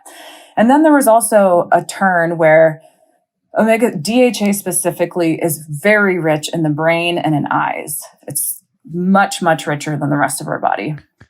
And so they started to see that with premature babies coming out, they would have eye issues or brain development issues. And especially if they came out and were put on a formula that didn't have any DHA or arachidonic acid, which is an omega-6, both really important. So they started to do research on things like visual acuity and giving pregnant women doses of fish oil, so concentrated EPA and DHA from fish. And a lot of these studies happened in the Nordic countries as well. So they already had a pretty high level of intake. And then they really did some very high dosing studies, like 6 grams a day during pregnancy. And they did it in some really high risk pregnancies too. And they found this pattern across the board, even in these high risk pregnancies, that women who had low fish intake had a benefit from taking the fish oil, so a longer gestation or other types of pregnancy benefits. But women who had high fish intake didn't see a difference if they were on the fish oil or the placebo. And there were some other groups, Bob Gibson and Maria McCrides in Australia, they did some very big studies on postpartum depression because they started to see some signals that women with very low fish intake or very low omega-3 status would have more issues with postpartum depression. And they did not see, when they did their big study on that, they didn't find an effect on postpartum depression, but they saw that there was a reduction in premature birth, in early premature birth specifically, which is earlier than 34 weeks gestation. And the earlier you give birth, the more complications. So a typical premature birth is 37 weeks. I mean, these are the cut points that a lot of this research uses. There's no official cut point from what I can tell. It can go around bump around a little bit. 40 weeks is term. I think we can all agree on that. And so they found, they were looking at postpartum depression, didn't really see a big effect, but they found this effect on premature birth rates. And then at the same time, a group in Kansas City, Susan Carlson's group, they were also doing a study, trying to think of what their primary outcome was, but they were doing a DHA outcome study, which I think had, they wanted to look long-term at like toddler, like the baby's development, cognition, and all these different outcomes. And those outcomes are more mixed, but they found in that study a reduction in early preterm birth and a reduction in NICU days for babies who were in women who had the fish oil supplement versus women who were on the placebo. So you kind of have all these different groups coming together. They're all kind of interested in different things. But then it starts to come together that a really clear outcome is being able to elongate gestation, which means you have less preterm birth. And preterm birth is a huge issue. It has so many effects. The earlier baby comes out, the more it needs just to get on the like normal track. It's incredible what our NICUs can do to catch babies up who have to be born that early.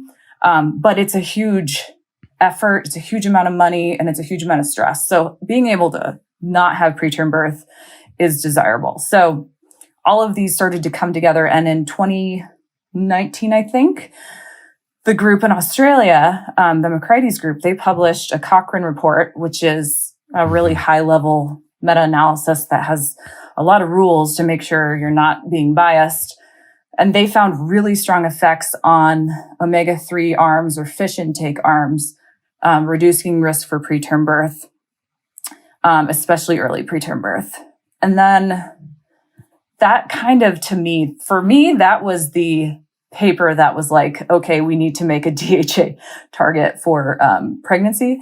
But all of these coming together, it's basically like the omega-3s are doing something to decrease, to elongate birth, to decrease early contractions, something in that area. We can talk about potential mechanisms, but even preterm birth, the mechanism of that is like a little, it's not clear. But there's all these other side studies on visual acuity, on toddler cognition, on infant cognition, on heart rate variability, on, excuse me, all these other things that make sense. That there's a real connect. It's a brain or an eye connection typically, or like an immune function or autonomic function focus. But there is another, besides the elongation of gestation, the other main finding that you see across several studies is that if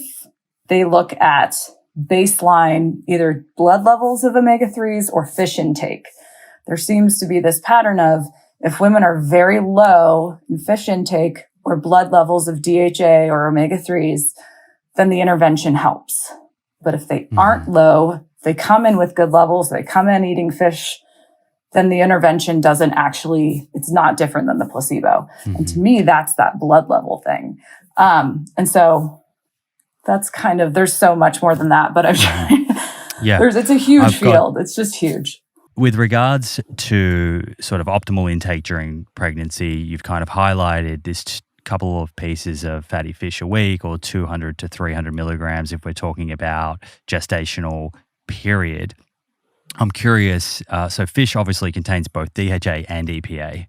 Now, when we're considering supplements, and where you spoke about 200 to 300 milligrams, I think that was just DHA you were talking about. Just DHA. If someone's looking to find a supplement, perhaps they don't eat fish or they're not eating it regularly, what would the kind of recommended dosage be? And would there be an even split between DHA and EPA? There are lots of kind of recommendations from different groups, but there aren't really strong ones from kind of our medical community, I would say. It's more from the nutritional community. But the really like the lowest baseline, the lowest levels are 200 DHA supplemental on top of current intake. And for me, I would rather have both EPA and DHA. So I would just want to make sure whatever my supplement was had at least 200 DHA, because now there are supplements with really different profiles of EPA versus DHA. And a lot of them are really high in EPA because there's a lot of cool stuff on that. But so that's why it's important to make sure you're looking at it and you know you're getting 200 of DHA in that supplement at least. But if it's a normal fish oil supplement, you're probably looking at a 500 milligram a day at least, maybe 600 of EPA and DHA. And that's another like dietitian note. When you're looking for supplements, look on the back panel, look at the serving size, how many capsules is it? And then you add up EPA and DHA, or you just look at the DHA amount. That's individual. If it has them combined, I wouldn't get it. Don't look at total omega-3s. That doesn't matter. It does matter, but it really doesn't. What you're really looking at is EPA and DHA. And if it says 2 capsules, that's for 2 capsules. So you can't take one and think you're getting what you're getting on that bottle. So there's a lot of confusion about that. Yeah, that's a good point, because total omega-3s, let's say, could say 1 gram, but then if you added up the EPA and the DHA, it's actually much less than 1 gram, because there's other, I guess, omega-3s that make that total amount up. I'm curious as to, and this might be going into the weeds, you can tell me if this is irrelevant, but I've seen some commentary around triglyceride DHA versus phospholipid. Is that something that people should consider when looking at a supplement? And I'm not even sure if they all kind of call that out. Yeah. So I usually to me, the bigger difference is, and this is total like EPA and DHA, is ethyl ester form versus triglyceride.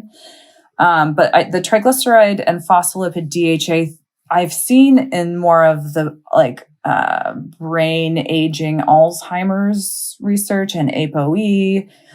and that because phospholipids are kind of, I don't really understand it because I feel like it's all about absorption and all the fats get cut off from their base anyway, and then they get reincorporated into either triglyceride or phospholipid or whatever the body wants. So I don't really understand why taking a phospholipid DHA versus triglyceride would change what happens once it's been absorbed. And I haven't really seen, I haven't seen strong data, especially in the pregnancy world. I haven't seen anything. I don't even know if you can get pure DHA I guess you probably can.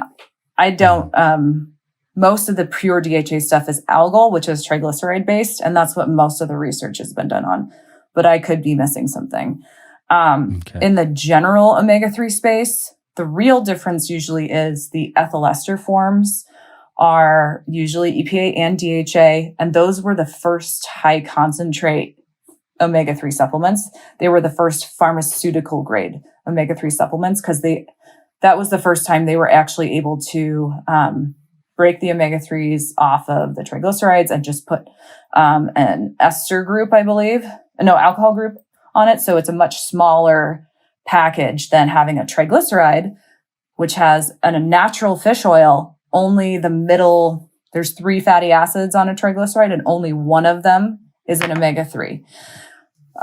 So that's why so many of the natural fish oils have a much lower EPA and DHA content because only a third of the fat of the omega-3, of the fat can be omega-3.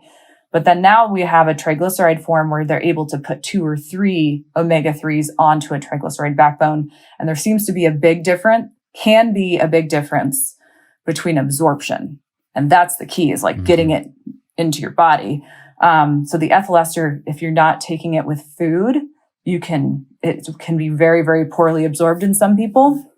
Not everybody, but enough people where it matters. And the triglyceride seems to be able to be absorbed by more people, maybe doesn't have as big of a food effect or a fat effect on absorption.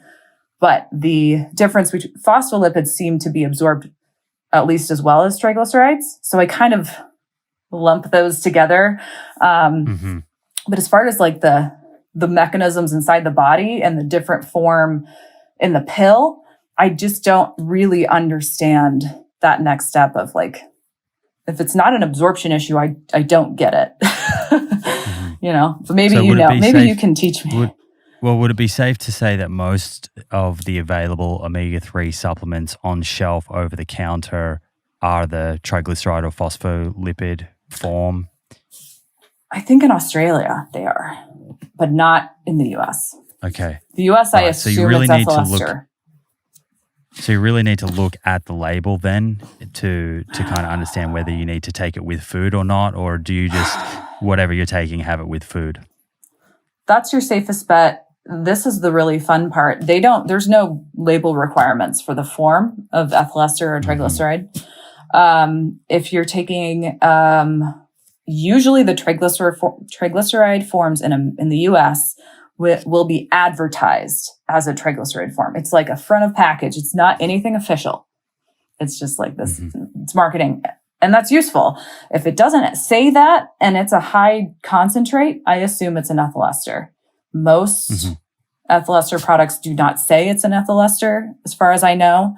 If it's a pharmaceutical grade, I think all of those are ethyl ester. Those are like 4 grams a day. So you end up getting enough in there. But yeah, it's not clear. Sure. So as a kind of safety step, if you're having a supplement, it seems like a wise idea to do it with a meal. You mentioned algal oil there, and of course that's starting to pop up and becoming more available and more popular. Is it just as effective as fish oil, DHA, and EPA in terms of changing omega-3 index? Yeah, it's really effective actually. And DHA is more powerful than EPA in changing the omega-3 index as well, just in general. But it's really potent and absorbable.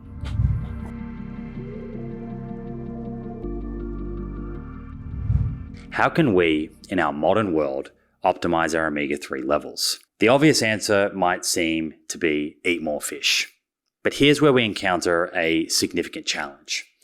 Our world today faces severe environmental issues, including heavy metal contamination in our waterways and rapidly dwindling fish stocks.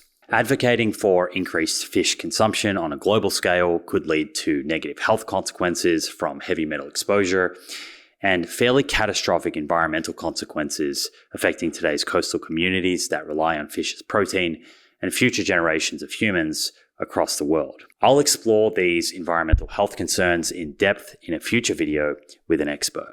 So if eating more fish isn't the answer, what is? Let's shift our focus to a more sustainable and practical approach: testing and thoughtful supplementation. Imagine your body's omega-3 level as a fuel gauge. Just as you wouldn't try to fill up your car without checking the fuel level first, it's important to understand your current omega-3 status before making changes. That's where testing comes in. By measuring your omega-3 levels with an omega-3 index test, we establish a baseline that allows us to tailor our approach to your specific needs. Once we know your baseline omega-3 index level, we can explore the various supplementation options. My omega-3 supplement strategy is as follows. It seems sensible to supplement with the minimum dosage of DHA and EPA per day to get us to an optimal omega-3 index, so we can optimize for long-term health benefits, minimize adverse effects like atrial fibrillation, and save some pennies along the way.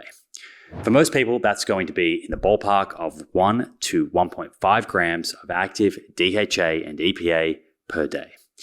I've personally done this, supplementing with about 1.5 grams of DHA and EPA per day, and over around 9 months, I saw my omega-3 index go from 5.76% to 9.44%. Now that I'm above 8%, I'm actually going to slightly reduce my dose to approximately 1 gram of DHA and EPA per day, and then retest 4 months after making that change to see if I'm still above 8% with that slightly lower dose. Why 4 months? Well, the omega-3 index is based on the fatty acid composition of red blood cells, and red blood cells take about 4 months to turn over. So if you change your diet or supplement protocol, wait at least 4 months before you retest your omega-3 index. Omega Quant, who I have zero affiliation with but highly recommend for omega-3 index testing, actually has a dosing calculator on their website, which suggests that someone like me could get to 8% with around 810 milligrams of DHA and EPA per day. If I could achieve that, I'd be very happy. You might be thinking, why 8%? Why not 12%? This is something that I asked Dr. Harris. Are there continued benefits up for grabs going up above 8% to 12% and beyond? In practical terms, it's far more important to just at least get to 8%. So few people are at 8% that to try to worry about being at 12% is almost a fool's errand. We haven't got very much data on large groups of people with omega-3 levels at 10, 11, 12%. There just aren't that many people like that. So we really don't know. That's kind of why our limit is say 8 to 12, and above 12, we just don't know.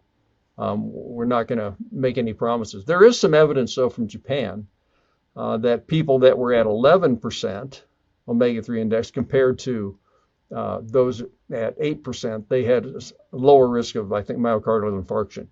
So in Japan, you can do things like that. You can look at those sort of levels.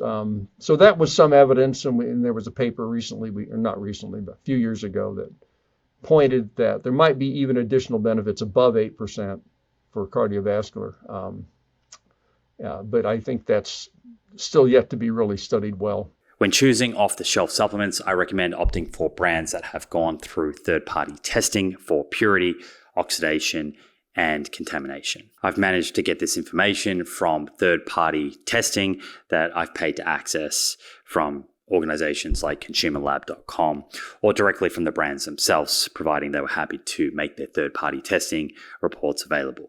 I've also ensured that the brands that I recommend contain DHA and EPA, not just DHA, because as I mentioned earlier, there is mechanistic evidence that suggests EPA may be more important for stabilizing existing plaque that we have in our arteries. Shout out to previous guest and friend, Dr. Alan Flanagan, for bringing that to my attention.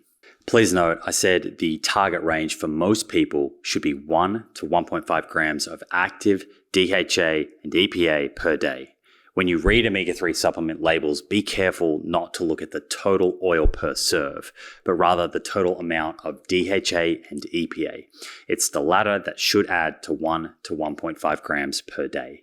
There can be other oils in the capsule, hence it's important to only pay attention to the DHA and EPA content. Based on all of this criteria, the brands that I recommend to help you optimize your omega-3 index are as follows. Starting with algae oil, because it's more sustainable than fish oil, and quite frankly, I'd love it if everyone adopted an algae oil where possible mindset here. 3 capsules per day of either the Omega-3 algae oil or Emil's Optimal Omega Plus. At the time of this video, Costco has a very good deal on the Omega-3 algae oil for those based in America. $29.99 for a 2-month supply. I'm actually shocked by how cheap this is. It's cheaper than almost all high quality fish oils that I've been able to find. Algae is the original source of DHA and EPA, the omega-3s that eventually make their way up the food chain and are found in fish. By going straight to the source, we can obtain these vital nutrients without the concerns associated with overfishing or contaminants found in some fish. It really is a win-win, effective for our health and friendly to our environment. And contrary to views that you may encounter on social media, algae oil has indeed been shown in clinical studies to reliably raise someone's omega-3 index to an optimal level. I asked Dr. Harris if there was any difference between the effectiveness of algae oil and fish oil, and here's what he had to say. In terms of being absorbed and getting into tissues, yeah, it's absolutely as well absorbed and as well distributed in the body. If you cannot get omega-3 in your location or aren't a member of Costco and price is an issue, or for whatever reason you would prefer fish oil, I personally haven't come across any other reasons than price, my recommendation would be Carlson's Maximum Omega 2000. 2 capsules per day will give you a little under 2 grams of combined DHA and EPA, so you'll likely only need to take this 4 times per week. An alternative to this is Garden of Life's doctor-formulated Advanced Omega. 1 serving per day provides 1.3 grams of combined DHA and EPA. Dr. Bill Harris recommends a re-esterified triglyceride form of fish oil. He has his own brand, Parasol Nutrition, which provides 1,400 milligrams of DHA and EPA in a 2-capsule dose. This is what Bill personally takes each day. At $69.95 for a 3-month supply, it's more cost-effective than Carlson's Maximum Omega, but surprisingly more expensive than the Omega-3 algae oil at Costco. I say surprisingly because usually algae oil is more expensive than fish oil, but that is not the case here. Foreseeing there will be comments, if Dr. Harris sells omega-3 supplements, he must be biased. Could be, or it could be that he's so convinced by the evidence for supplementing omega-3s that he wanted to produce a high-quality supplement. His positions seem logically consistent, at least to me anyway, so I'm of the belief it's the latter. What about a higher dose? Is there a case for taking more than this 1 to 1.5 gram dose of DHA and EPA per day? Perhaps you've seen scientists or influencers talk about super high doses. For example, recently Rhonda Patrick, in a conversation with Andrew Huberman, said that she supplements with 4 grams per day. So I take 4 grams a day. I take 2 in the morning, 2 grams in the morning, and I take 2 grams in the evening. I take my EPA in the morning, and I take my DHA in the evening. You split them. I do. I don't know if, I don't think it's necessary, not necessarily. I just happen to get a certain fish oil supplement that's like separates them. Dr. Gabrielle Lyon also, in a conversation with Andrew Huberman, advocated for 4 grams per day, going up to 10 grams per day for some individuals. Admittedly, she did mention that fish oil can thin the blood, but despite discussing extremely high doses, there was no mention of atrial fibrillation. Is there a threshold amount? That is a wonderful question. There is not. The general recommendation is around 4 grams, but some individuals 4 to 10 grams, which would be definitely on the higher end. It certainly can potentially thin your blood if an individual is going for surgery 2 weeks prior, would suggest not taking it. Personally, I do not see an evidence-based argument for having a higher dose than this 1 to 1.5 gram per day of DHA and EPA range. unless you have existing cardiovascular disease and high triglycerides, and your cardiologist recommends 4 grams per day, split over 2 serves, of icosapent ethyl, commonly referred to by its brand name, Vascepa, which was shown in the Reduce-It randomized controlled trial to reduce risk of cardiovascular disease in patients with existing cardiovascular disease that had high triglycerides. Most people should get to an omega-3 index of 8 to 12% with that 1 to 1.5 gram per day dose of DHA and EPA. This is what the literature says and what I've seen personally working clinically as a nutritionist with clients. You may be wondering, does the form of DHA and EPA matter, whether it's triglyceride or ethyl ester, the 2 most common forms? This is something I asked Dr. Harris. Yeah, I take what's called a restructured triglyceride, or reesterified. It's sometimes a little R, TG. It's a triglyceride form, but it's been enriched with omega-3s, so there are more omega-3s per molecule of triglyceride than there are in regular fish oil. I think that's probably the best form to take. Ethyl esters, if you take them with fatty meal, it helps their absorption. Regular triglycerides are fine too. They're just not as concentrated in omega-3. So you have to take more pills to get the same dose. Bill and I also spoke about whether or not the DHA to EPA ratio matters when choosing supplements. The only data that I'm aware of is related to depression. And when they've looked at meta-analyses of studies where they've used omega-3, varying DHA EPA ratios in depression studies. It looked like the ones that were richer in EPA were better at resolving symptomatology of depression. So there may be something there. I've also been involved with a study where they gave pure EPA to depressed people who were on antidepressants, and the EPA didn't help. So it didn't hurt, didn't help. So I'm not sure what to say. My general answer is they both, EPA and DHA, should always be taken together. They always appear that way in fish. Some fish are richer in DHA, some fish are richer in EPA, but they're always both there. And so I always go for products that are, if not 50-50, EPA, DHA, at least somewhere in the 60-40, maybe even 30-70, but both of them are present. It is worth noting that whether you choose algae oil or fish oil, it is best to take these supplements with a meal to improve absorption. That's another little hack to reduce the dosage and perhaps the risk of adverse effects. Taking DHA and EPA supplements with a meal will mean that for a given dose, you see a greater increase in your omega-3 index. Another little tip is to store your omega-3 supplements away from direct light and heat, which will help prevent the fats degrading, going rancid. Don't store them next to the stove. I've also heard mixed recommendations on whether or not you should put omega-3 supplements in your fridge. This was another question that I had for Dr. Harris. I don't store mine in the fridge. I just store them at room temperature. Yeah. Some things that get on the omega-3 blog I never read. So that's probably not a great admission, but I'm not writing them. It sort of doesn't hurt to put them in the fridge. You're not doing any damage to them, and you're just not you're not going to get rid of any kind of a fishy burp because of refrigeration. But the capsules are, these gelatin capsules are completely impervious to oxygen. You can't get in, so they're not going to oxidize in the capsule, and may have been oxidized before they got encapsulated, but that's a different question. And friends, if your omega-3 supplements are past their expiry date, do not take them. This is not the supplement you want to stockpile. There you have it, friends. I hope you enjoyed this episode. If you did and want to stay up to date with future episodes, be sure to hit that subscribe button on YouTube and follow on Apple or Spotify. Finally, thank you for showing up and the effort that you're making to take control of your health. I look forward to hanging out with you again in the next episode.